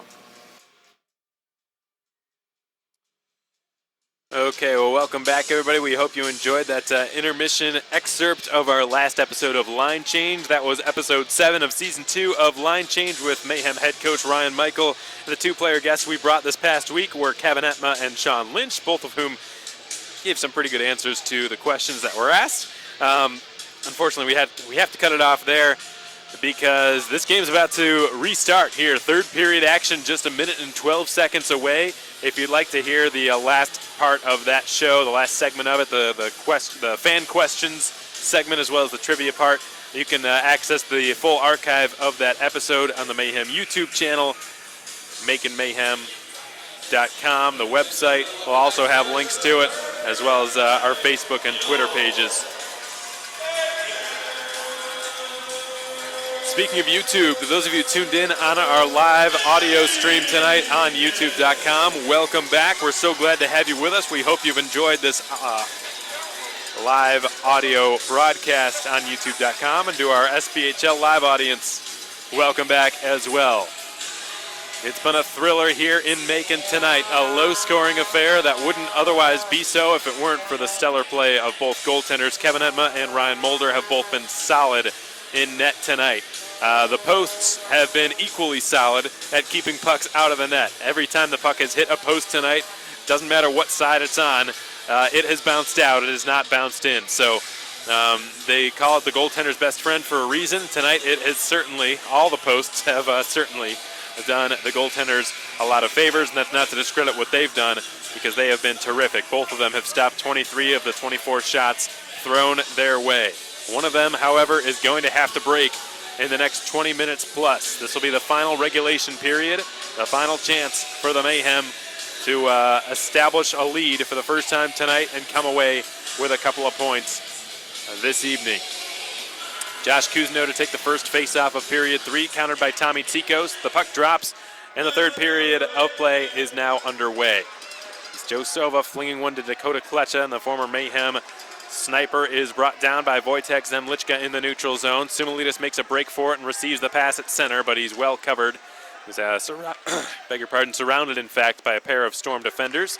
Sova will slap one out in front of the Macon bench. Tommy Tsikos redirects it into the far corner. Klecha sends Zemlichka into the far corner boards, and it's been rattled back to the line, and Junior Harris has to backpedal. He would have been offside had he played that puck. Kasarowski will flip one into the left corner, and Zach Urban goes back to get it. 40 seconds have expired here in period 3. 1-1 is your scores. Urban outlets one to Wojtek Zemlichka from the Mayhem logo in the neutral zone. He will just float one into the right corner. And it's been reversed by Junior Harris to the far side. And Shane Bennett will begin to accelerate out to center with it. He floats it rink wide. Junior Harris rattles it into the Macon zone, and Kevin Etma behind his net to play the puck, tries to send one around, and he was fooled there by Shane Kasarowski, who tapped his stick calling for it, but he gets brought down and behind the net as De Oliveira battles away. Sean Lynch, Macon's lone goal scorer, scoops up the puck in his own zone and will begin the race out to the red line. He floats it into the opposite corner. It's batted down by Kasarowski and flung ahead. Lynch is back on it at center. He delays in his own zone, slides it right up the middle for Caleb Cameron, who does a bit of a stutter step and then flings one ahead too far for Soper, but he's going to outrace the opposition for an icing call. Soper from below the goal line twists, runs out of room. He's pinned to the end wall by Kristaps Nemanis, but Cameron scoops up the loose puck and drops it to the line. Campbell for Ortiz. He spins away from Tucker Ross and goes in behind the net. Ortiz backhand shot. Mulder the save. Loose puck on the doorstep. Cameron brought down, and holding it at the line will be Ben Campbell. He twists with it left point. Centers high slot. Redirected wide by Cameron on Soper's long blue line shot. Ortiz drops it to the blue line. Zach Urban, his fellow Canadian and fellow Mayhem veteran, will sustain a big body check and gets it deep in below the goal line. Quad Cities' Dakota Kletcha is on it. He has just cleared it out to the neutral zone. And the Storm are back in control of it with 17:34 remaining in period 3. Nemanis will drop it to Matthias Ullman. He rims one around it to the neutral zone, and Zemlichka is there to intercept. He flings it right back in. Ullman's got it again. Swedish-born defenseman with a Norwegian name. He drops it back to Nemanis, to Ullman again. Across the blue line skates Tsikos. His shot gets blocked and pinballs in below the goal line for Macon. And Zemlichka tries to spear one out of the zone. It goes off of a Storm skate and bounces right to Sumalidas, who will slide one to his countryman. Wojtek Zemlichka across the blue line with a slap shot. And a glove save is made by Ryan Mulder on the shot from Wojtek Zemlichka. 16:47 to go here in the third period. It's a 1-1 score on our hands here at the Macon Centreplex. Wojtek Zemlichka making his Mayhem debut tonight, testing Ryan Mulder with the power of that fully armed and operational slap shot of his from above the left circle. Sean Lynch to take this face-off against Taylor Price, who's bested by him, and as a result, Junior Harris is able to wrap one around the boards out to Shane Bennett in front of the Quad City bench. Harris is back on it, gains the blue line, fakes a slap shot, tries to finagle through, loses the puck, and backhands a shot from the side of the net. That's denied by Entma. Soper leads the charge the other way. It's brought down the right side by Marcus Ortiz, who's caught up to from behind and blew a tire. Now here come the Storm on a quick developing counterattack. Shane Bennett backhands the puck into the corner now for Connor Fries to play it. He's surrounded. Soper exits his own zone by feeding it to Larry Smith. Smith gains the red line. Can't rattle it across the blue line, however, as Sova will drop it below his own net, and it's handled by the Storm now. Matthias Ullman's got it. Joe Sova. Back to Ullman again. His breakout is intercepted by Ben Campbell, who stepped up to intercept the pass. Ullman down the right side for the Storm. He rattles it around the end wall counterclockwise. Kuzno has it go off his stick. Larry Smith twisting with it. Goes past Caesar out to Sova at the line. His shot blocked in front by his own teammate. Unfortunate for the Storm when the Mayhem failed to connect on the breakout pass. Lindstrom had his stick stretched out, but he couldn't make the reception. As a result, it's going to be a Tropical Smoothie Cafe icing, and plays like that are ones that drive coaches crazy because there's just really no excuse for it other than the missed pass. Instead of potentially an offensive zone pursuit, it's going to be a defensive zone face-off with some tired bodies after an icing. Josh Kuzno to take the draw, and he cleanly wins it against Tommy Tsikos. The Mayhem have just redirected it out past the blue line. The Storm back in control now in their own zone. It's Tucker Ross. His pass out to center is picked off by Pirog, who will fling one ahead to Jimmy Soper. Kicks it up to his stick upon entering the zone and puts it in behind the net. Goes past Timofeyev, Wojtek Zemlichka. Timofeyev attempts a wraparound. It pinballs around in the crease, and Mulder is able to locate it in between his pads. Someone nearly took a dangerous bounce against the Storm, but Ryan Mulder was able to find it just in time to squeeze the pads shut and make the save. 5 minutes and 5 seconds into the third period, it's a 1-1 tie here at the Macon Centreplex. Take a look around the SPHL as we skipped our out-of-town scoreboard update at the end of the second intermission, brought to you by Hampton Inn and Suites. Fayetteville continues to lead. It's 3-2, however. Huntsville making a comeback effort. Evansville trailing now by a pair, 2-0 at the hands of the Peoria Rivermen up in southern Indiana tonight, and the Pensacola Ice Flyers have gotten off to a 2-0 lead at the end of the first period out in central Alabama tonight.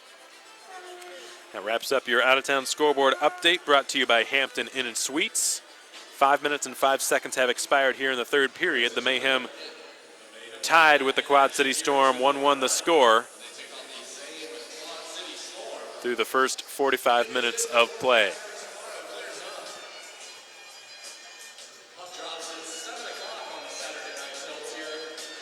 Jimmy Soper going to work on an offensive zone face-off. Will be to the right of Ryan Mulder. Fired at the net immediately. Mulder has to make a huge save on Stephen Pirog. Soper wasted no time creating a scoring chance out of that offensive zone face-off.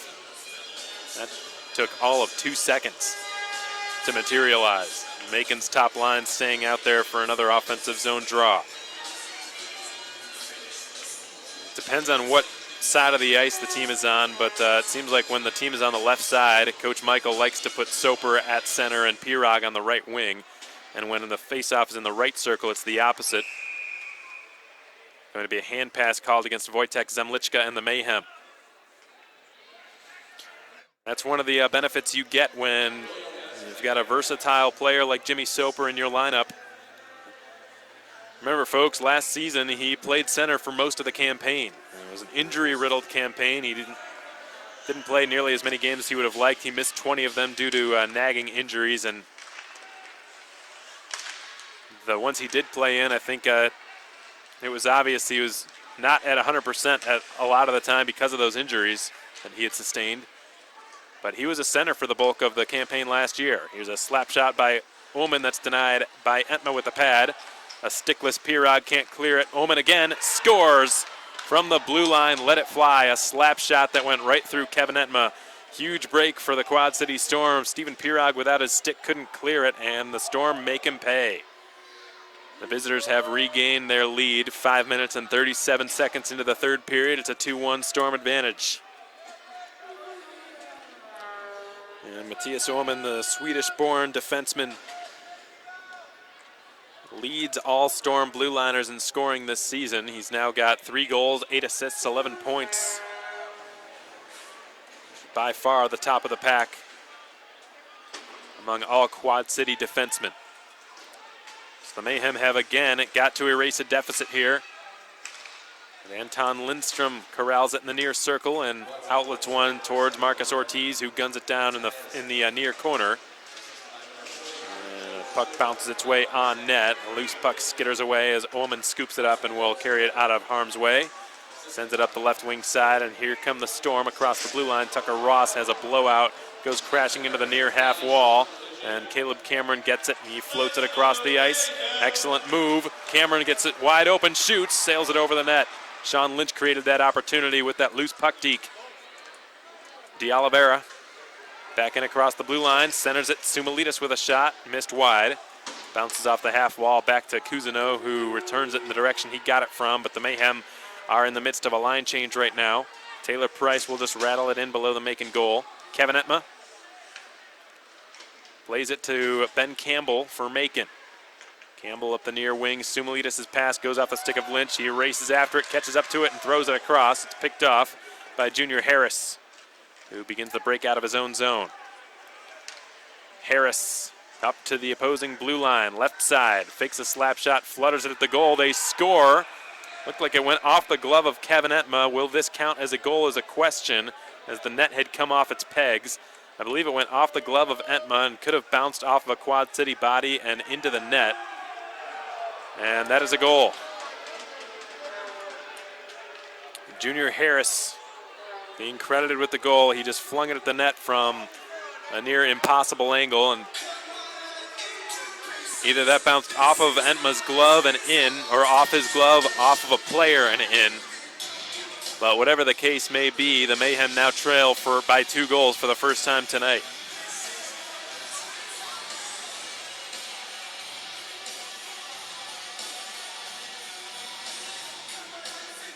And Ryan Michael wants an explanation from Jason Lordy on the Macon bench. There were a couple of things there that Lordy needs to be asked about. Number one, the net came off its pegs. Whether that was before or after the goal needs to be questioned. And number two, the fact that it might have been redirected in by a Quad City player crashing the net.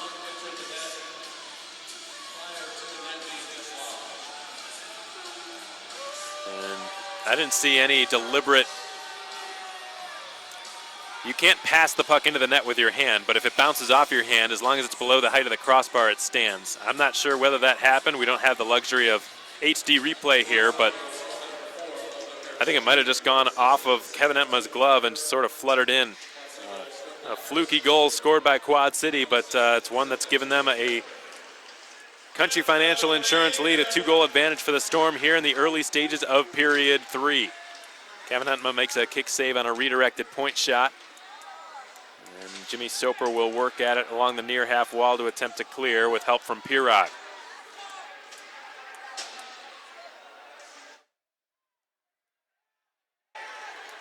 Timofeyev will chisel one into Quad City territory, and now it's Cody Walsh sliding it across the ice, eluding the forecheck from Jimmy Soper. Timofeyev goes across the blue line. Pirog fighting for it, far point. It squirts in back across the blue line, and the Mayhem will have to reorganize at center ice. De Oliveira entering the Quad City zone. Leaves it for Soper, whose shot is gloved by Ryan Mulder, who will take a whistle. 12:03 to go in the third period. 3-1 Quad City, your score. Had contributions from Matthias Oman and Junior Harris, both defensemen. For Harris, it was his first goal of the season for Quad City.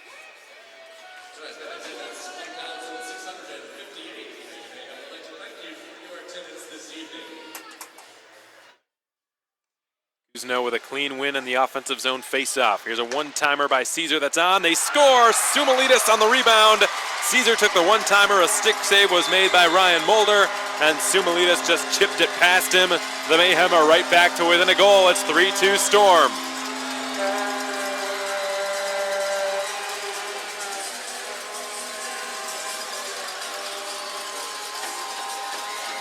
That's just a simple meat and potatoes hockey play right there, folks. Clean offensive zone face-off win by Josh Cousineau. De Oliveira distributed the puck to Danny Caesar in the left circle, who loves playing on his off wing because he can take the one-timer, which he excels at. Caesar very good at firing one-timers and getting them on target. And whether or not he intends to score is irrelevant because it creates a scoring chance either way. The save was made by Mulder with a stick, but the loose puck bounced right to Sumalitis, who was parked in the right place. And he fired the rebound past Mulder to bring the Mayhem back to within one. Alex De Oliveira getting the secondary assist, getting his first point with the Mayhem, and it comes against his former team.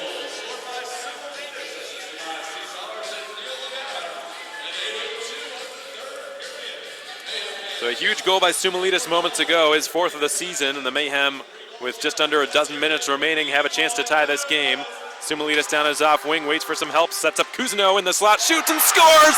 Josh Cousineau has tied the game! It's 3-3!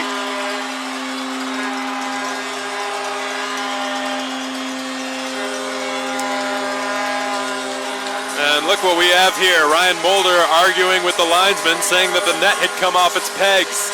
Sound familiar? This situation just happened on Macon's side of things just a couple of minutes ago. The goal stood, and it's deja vu in the worst of ways here on Friday the 13th for the Storm.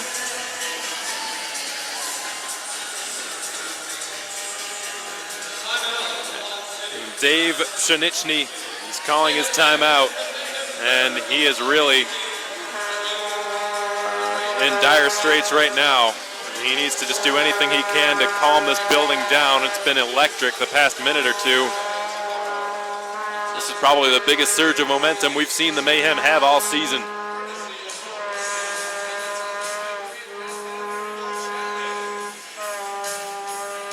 Sumalitis' goal came exactly 1 minute after Junior Harris scored from that tough angle shot, that fluky goal that Harris scored from the left corner, the far corner that fluttered off the glove of Kevin Entma. A goal like that, you don't often see Entma give up. But Entma has bailed the Mayhem out on innumerable occasions this season, and moments ago, the team returned the favor for him. Anton Lindstrom pumps the puck into the left corner, and Ullman sends it around to the far side. While following, Sova returns it to Ullman, who attempts to clear it, just barely gets it past the blue line. Ortiz couldn't hold it in the zone. Shane Bennett in front of the Macon bench has it, and will drop it back to Joe Sova, who slides it to his deep partner, Matthias Ullman, who outlets one off the stick of Cody Walsh and into Macon territory. Kevin Entma's got it.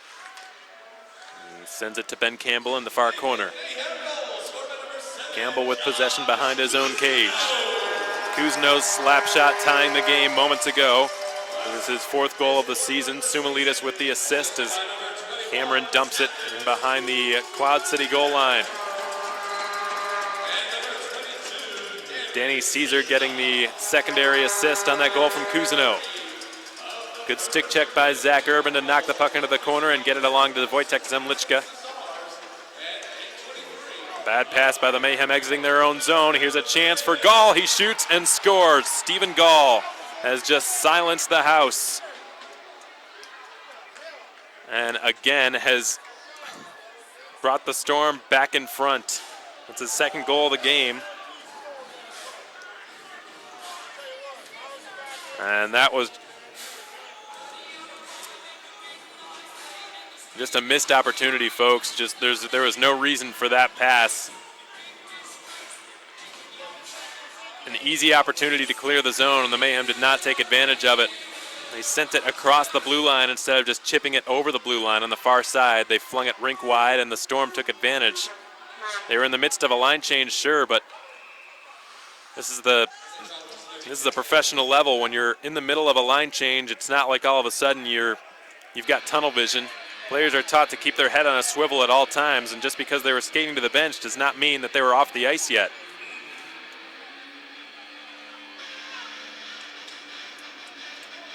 And the Mayhem are hopeful that decision does not come back to bite them. Still a lot of time, but momentum has just shifted drastically in Quad City's favor following that Dave Shanichny timeout.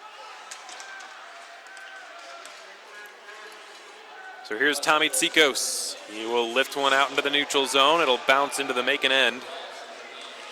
Alex De Oliveira for Jarrett Cupp, who's wrapped up, and the Storm going to work on the attacking front. Sean Lynch will just float one to the opposing blue line. Matthias Ullman up to Fries. Ullman is leveled by Jimmy Soper, and a penalty is going to be called, I believe, against Soper for boarding. He's going to skate to the Beyond Taboo Tattoo penalty box. He's an extremely hard hitter, and you could hear that collision into the half wall from up here. Lots of oohs and ahs from the crowd after that contact from Soper. Fans not happy with the call. It's been a while since either team has gone to the power play here. Quad City will get another opportunity to regain their insurance lead here. Their third power play of the night.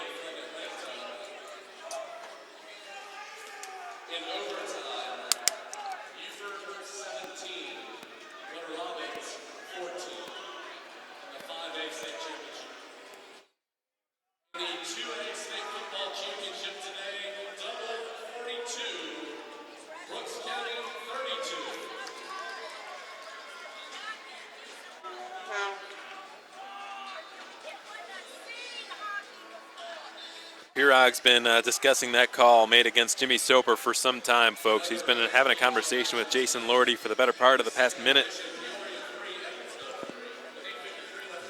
But the decision's been made, and the Mayhem will be going back to the J&J's Heating and Air Conditioning penalty kill. Joe Sova twists it to Shane Bennett. We get a whistle called against Quad City this time. Dakota Klecha perhaps spearing Zach Urban, his former roommate, while they were here in Macon together. And he appears to just be standing there in bewilderment on top of the Macon crease. He looks like he's just seen a ghost. And now he just looks confused as to what the call will be, but Jason Lordy very convinced in his decision, and just like that, we've got a 4-on-4. Kletcha to the All-State bonding penalty box. It's the second time he's going to be headed that direction tonight, the former Mayhem winger. And the same crowd that used to cheer for Dakota Kletcha now taunting him and jeering him in the penalty box. And that's a 4-minute double minor called against Kletcha. And there must have been some blood on Zach Urban's face. No love lost between the two of them, clearly.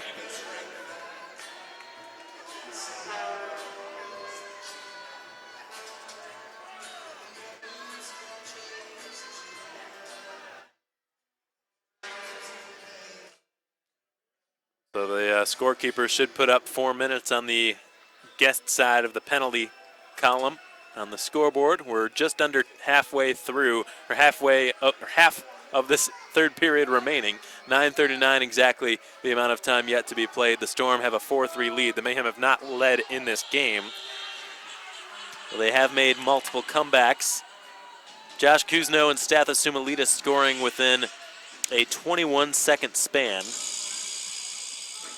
And just a minute and 10 seconds after that, Stephen Gall slipped a 5-hole shot through Kevin Etma to regain Quad City's lead. It was Gall's second goal of the game, and it came off of a bad defensive zone turnover by the Mayhem. So we'll be headed back to the 4-on-4. The last time we went to this situation, it did not yield a result for either side.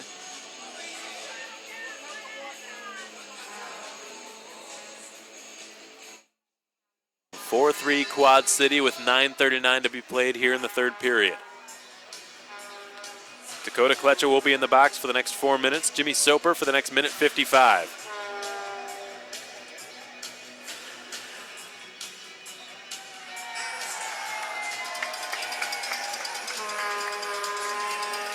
The crowd sort of sarcastically applauding the timekeepers for getting the 4 minutes up on the clock.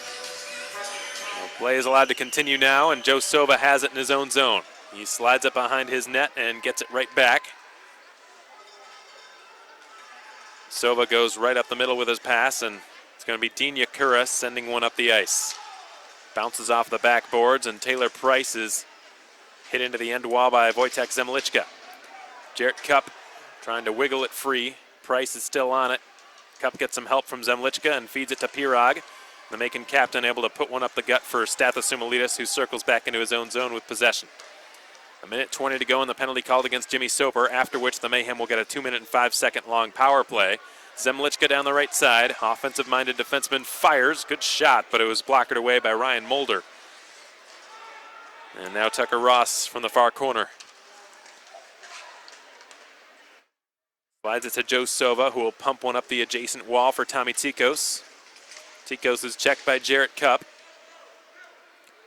And Danny Caesar has it now. He floats one ahead, trying to get one up to Sumalidis, but Tucker Ross settled it down with his skate. Junior Harris scored Quad City's third goal in this game from a very sharp angle shot from the far half wall. 8:20 yet to be played in the third period. Quad City leads the Mayhem by a 4-3 margin. 30 seconds remain on the penalty called against Jimmy Soper, who's still in the Beyond Taboo Tattoo penalty box. Dakota Kletcha serving a double minor, 4-minute double minor for high-sticking Zach Urban. Danny Caesar enters the attacking zone, rims one around the boards. It'll be Josh Kuzno at the left point, who slides it in front, hoping for Caesar, who is held up from behind, nothing called, and here come the Storm on the counterattack. It's Counter Fries who able to cut by Timofeyev, but he's eventually closed off by the Russian rookie, and it's played by Cameron behind his own net. Jimmy Soper's been let out of the box, and the Mayhem have returned to full strength. Soper completes this 5-man power play unit, so he will stay out there, and Stephen Pirog will chip it to himself off the near half wall. He then spins away from Cody Walsh and gives it to Sumalidis, who's hit from behind by Walsh. That'll incite another Quad City penalty, and the Mayhem will be going to a much-needed 5-on-3 power play. This could be just what they need to snap this power play drought they've been on tonight. They came into this game extremely hot on the power play. They'd converted on 4 of their last 6 chances. But tonight, it's not been the same story. They have dropped, not only have they dropped 4 straight power plays, but they've also allowed a shorthanded goal in this game. So this is an opportunity for redemption on the man advantage. They've got a very long 5-on-3 power play with Cody Walsh serving that minor for hitting from behind. Aborting the call against Walsh. And the Mayhem go to a 5-on-3. Interesting to see Wojtek Zemlichka out there. We did not see him too much on the power play earlier in this game, but Coach Ryan Michael giving him a chance in his Mayhem debut. He's known to be a good puck-moving defenseman, sort of an offensive-minded defenseman. Ryan Michael played against him a lot when he was with the Mississippi River Kings back in the 16-17 season. And Zemlichka will collect the puck in behind his own net now. Minute 15 to go on this 5-on-3. Zemlichka to his right. Caleb Cameron steps over the blue line. Rims it around the boards out to the near half wall. Jimmy Soper will dust it off. He will switch with Zemlichka. Cameron right circle. Zemlichka in the high slot. Back to Cameron. Right circle again. Slides it to Sumalitis. Soper's in the bumper position. Fed to the top of the right circle. Cameron, Zemlichka. Cameron, right circle, Zemlichka, left circle, tees it up and fires, and a save. Rebound, Pirog shoots off the post. They score. Lordy pointing to the back of the net. The Mayhem have tied the game again. It's a 5-on-3 power play goal, and that will go to Jimmy Soper, who has leveled the score once more for the Mayhem. It's 4-4.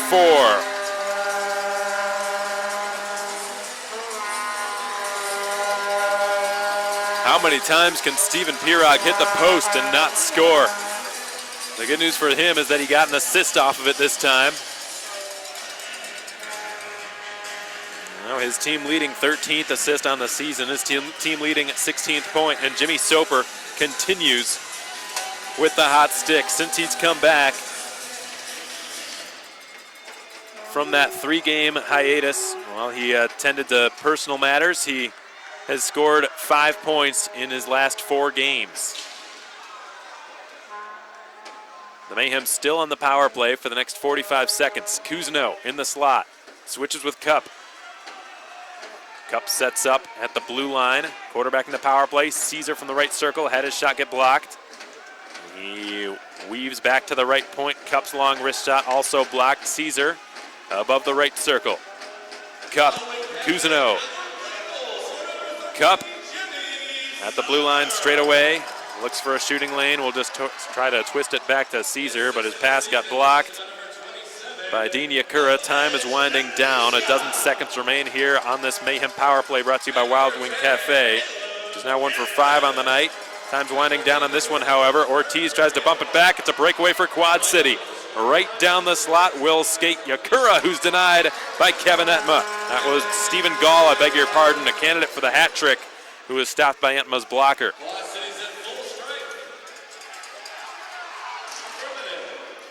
It's dumped in behind the Macon net, and there's Anton Lindstrom with it there. The Storm have killed off that second penalty, so they have improved to 5 for 6 on the PK tonight. Dakota Klecha steps in across the blue line, is hit hard by Soper. The puck skitters right to Ben Campbell, who will slide it over to Larry Smith. Smith from the red line rattles it around the boards. It's been stopped, cut off by Ryan Mulder behind his own net. They battle away for the puck near the Ortho Georgia dasher board. Soper shoves down Junior Harris, gets the puck back. Soper's had an excellent game tonight, start to finish. He continues the battle. The puck takes a fortunate Quad City bounce and rattles right to Shane Bennett. And he will work in one-on-one against Larry Smith and spin in the far corner with it. Bennett is flung down to the ice, and he is disoriented slowly down. Can't get back onto his skates. Lynch puts it in front. Here's a chance for Pirog. Hits the post again. Horrendous puck luck for Steven Pirog tonight. That is the 3rd time he has hit the post and not scored. And hopefully Shane Bennett's okay. He went down very awkwardly, took sort of a full 360. I guess we'll call it a 720. It looked like he did multiple spinoramas after he was checked at the Macon blue line. And but he did get off the ice under his own power. Pirog moments ago hitting the inside of the right post a second time tonight, a third time, I beg your pardon. It's always been that post. Maybe he should start aiming for the left post instead.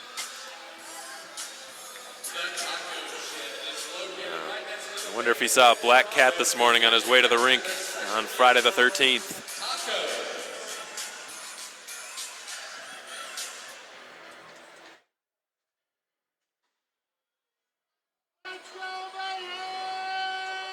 I'm not sure I've seen so much misfortune for one player in a single game in my broadcasting career. I'll have to talk to Stephen Pirog after this one's over and ask him if that's ever happened to him before.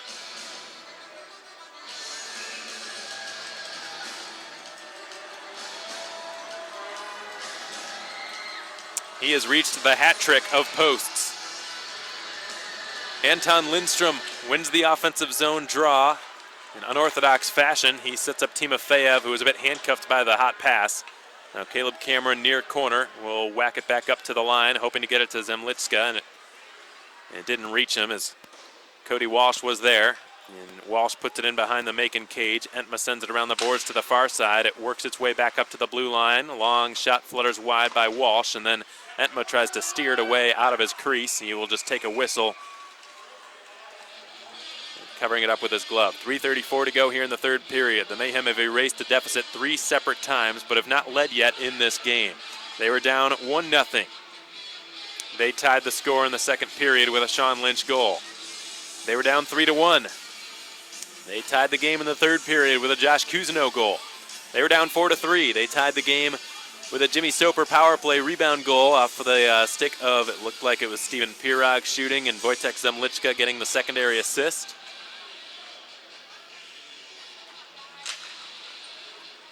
And that was the most recent goal scored in this game, a 6-goal third period. Sumalitis gains the blue line, leaves it. Caesar fires, blocked by Tucker Ross, bounces right to Sumalitis, who will carry it up to the point and redistribute it back in behind the net, and it's been rimmed around the boards to the far point. Redirected, score! Josh Cousineau from the slot, tipped it right over the shoulder of Ryan Mulder, and the Mayhem have their first lead of the game with 3:15 to go in the third.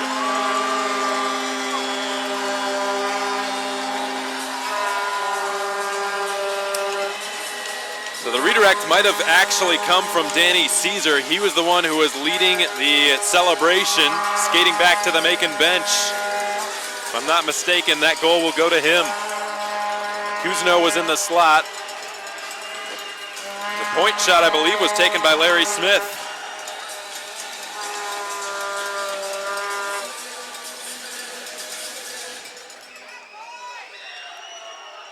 And with time winding down, the Mayhem have just shown hearts of lions here in this third period, erasing 2 deficits and securing their first lead of the game with just over 3 minutes remaining in regulation time. Kletcha thought about getting into a tussle with Jimmy Soper, but thought better of it and will pump the puck into the right corner and finish his check on Jarrett Cupp. Soper will rattle one off the boards on the near side. It's been blasted on net from center ice and played by Entma and given off to his right. And it's been rimmed around by Alex de Oliveira out to Jimmy Soper. So Josh Cousineau being given credit for the goal, but Danny Caesar was the one leading the celebration. Here's Lindstrom shooting, missed the net. It hit a Quad City player behind the goal. And hopefully he's all right. Campbell gives it off right circle. And it's now Lindstrom coming off the boards with it off the pass from Sumalitis. He withstands a slash, and play continues here. Pirog above the right circle had it whacked off his blade back out to center ice, and Campbell will fire it back in. Halting it behind his net, Ryan Mulder. He will leave it for Quad City's Junior Harris to take over. He slaps one out to center ice. Larry Smith took it away from Taylor Price. And now it's Tucker Ross. A Hail Mary pass all the way down. And this is called icing, and that is a blown call by the linesman. Quad City clearly winning the foot race, but icing is called regardless.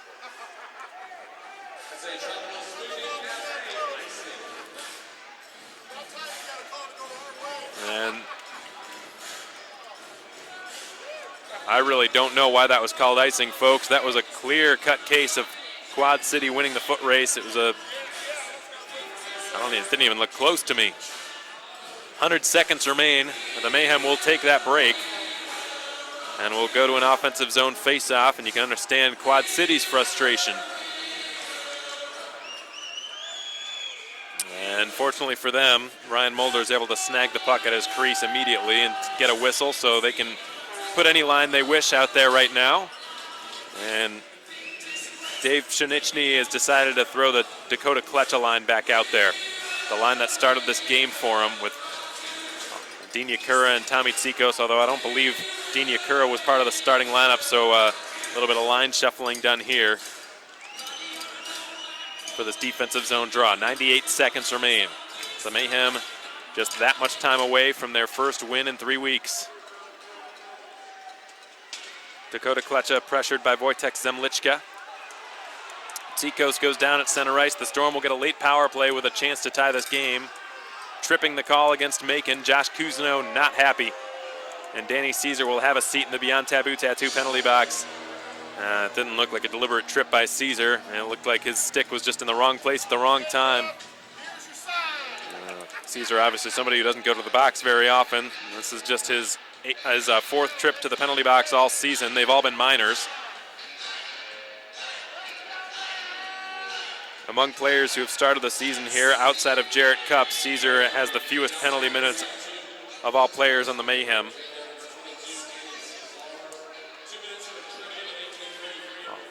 Although now Cupp surpasses him because of that fight he got into earlier. The net is empty on the left side of your screen. The Storm trying to tie this game up and force overtime. Left circle, it's Yakura. Side of the net attempt. Entma kicks out his left pad and makes the save. Now bounces back out to Ullman, who's at the left half wall. Ullman will drop it back to the blue line. Silva distributes it to Shane Bennett. Quad City's leading scorer from the right circle. Had his shot get blocked by Macon captain Steven Pirog. A minute to go in the third period. The Mayhem leading by a 5-4 score, just a minute away from their first win in 6 games. Silva, Ullman, Silva, a drive blocked by Sumalitas. Silva to Bennett, right circle. Stutter step, turns the corner and fires. Entma is down with a butterfly save. It bounces out to the far corner. D'Oliveira is able to clear it all the way down, sliding just wide of the empty net. It will not go in. It's going to be picked up by Silva. Play continues. 38 seconds to go as Silva commences the breakout for Quad City. Dave Shinichny is out of timeouts. He called it earlier to slow Macon's momentum after they had scored 2 goals in 21 seconds. Entma out of his net, leaves it. Zach Urban's attempted clear works out, bounces to Cousineau, empty net attempt. He just missed the left post by inches. That will be just short of what would have been an icing call as he had gained the red line before taking that shot. A wise decision as the Storm enter the attacking zone with a dozen seconds to go. A centering attempt by Bennett goes off on Macon's stick, flies out of play. That's a Blues painting and home repair flying puck. And the clock went on for about an extra second, maybe 1.2 seconds. So Jason Lordy now skates over to the timekeepers and tells them to add a couple seconds to the clock, most likely. I imagine that's the discussion that's taking place in between the penalty boxes right now. 5-4 is your score. There are 7.8 seconds showing on the clock, but I would presume that a couple more will be added. And it was 1.2 exactly that was added, and now Jason Lordy is arguing it should be more. Right now it's 9.0 showing on the clock.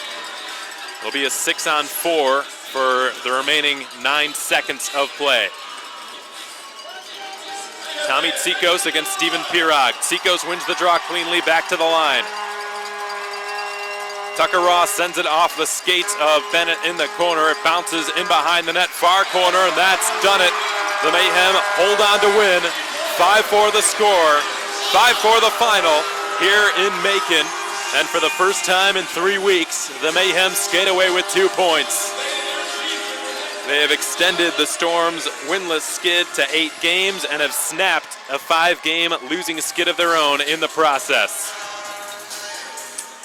With these 2 points, the Mayhem have climbed out of the cellar, now tied with the Roanoke Rail Yard Dogs for 10 points, which puts them tied for 9th in the SPHL. With a regulation win tomorrow, they could pass the Quad City Storm and jump from 10th to 8th place in 1 weekend. But that is tomorrow night's dilemma. As for tonight, the Mayhem will take 2 points an excellent comeback effort. And Ryan Mulder really upset at the bottom of the near circle of the Quad City zone, and understandably so. He played an outstanding game. And there was just a goal-scoring explosion, folks, that took place in the third period. Through the first 40 minutes of play, the score was 1-1. It had the makings of a low-scoring game. And I said it several times, the conservative scoreline was not indicative of the way the game had been played. The third period, very much indicative of the way the game had been played. We went from a goal in the first to a goal in the second to 7 goals in the third.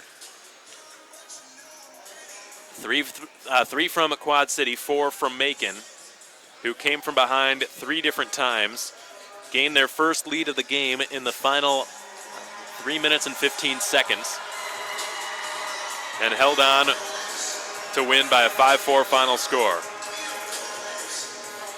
And this is certainly a feel-good win here for the Mayhem tonight, who had been on their heels for weeks and really just needed a couple of points in the standings. They came so close last Saturday and felt as though they at least deserved a point.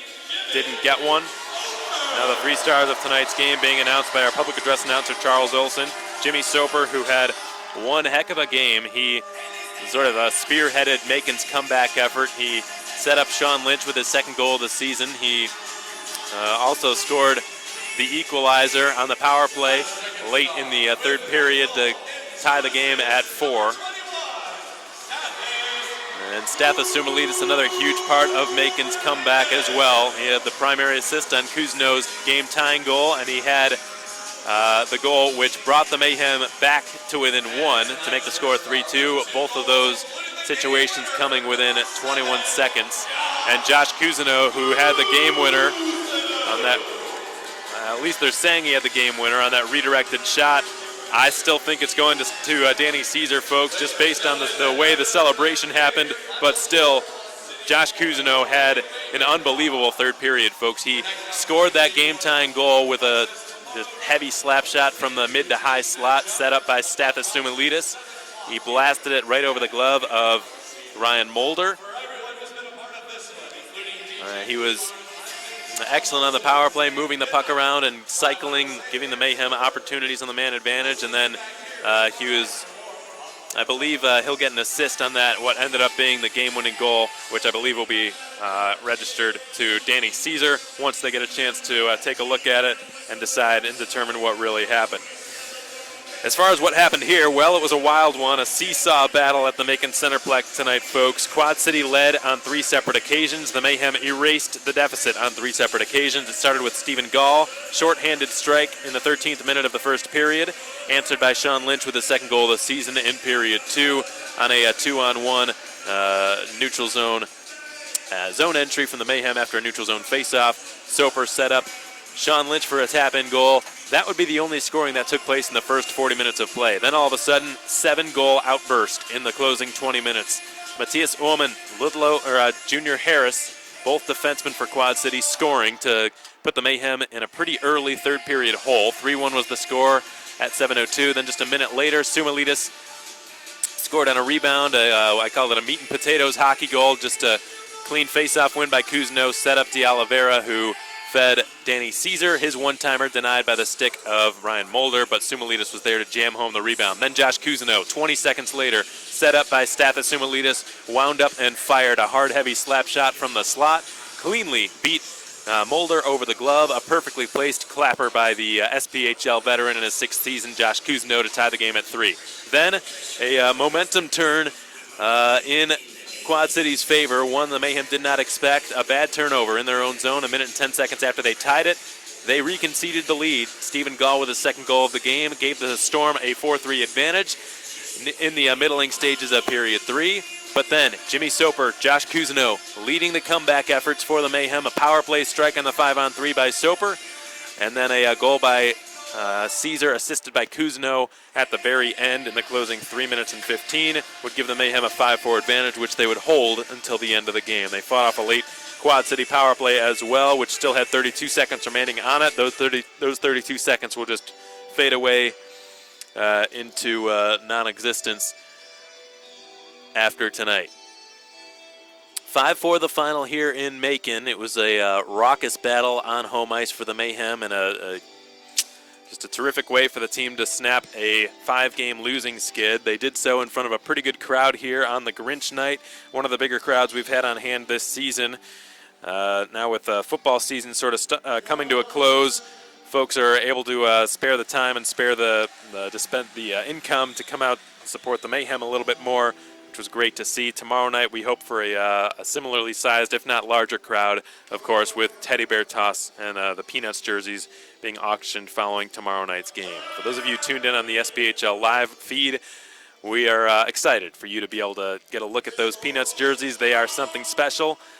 We know that from what we've heard from our fans across all of our social media platforms, they're very much in awe of those jerseys, and they're looking forward to the auction tomorrow night to get their chance to bid on those jerseys. If you're interested, if you're tuned in out there somewhere and you'd like to bid on one of those Peanuts jerseys, by all means, call our office tomorrow. Speak with Tyler Layfield, Zach Smith, Anna Marie Summers, or myself. Let us know where you're at, and we'll set you up with somebody's phone number to stay in touch with you during the auction so that you can continuously place bids on those jerseys as they're being auctioned off after tomorrow night's game. One last out-of-town scoreboard update before we let you get going, folks. It was a pretty busy night in the SPHL. Only 2 teams were off. Knoxville and Roanoke did not play, which allowed for the Mayhem to tie the Rail Yard Dogs in the standings for 9th in the SPHL. Huntsville completed a comeback, 4-3 win in overtime on the road to spoil Fayetteville's home tilt, and then Evansville coming back against the Peoria Rivermen. They were down 3-0. It's now 3-3, so kudos to Jeff Bess and company for erasing that deficit, and Pensacola continues with its 2-goal advantage, though the score is now 4-2 in favor of Rod Aldoff and the Ice Flyers out in Central Alabama tonight. That wraps up your final out-of-town scoreboard update of the game, brought to you by Hampton Inn Suites.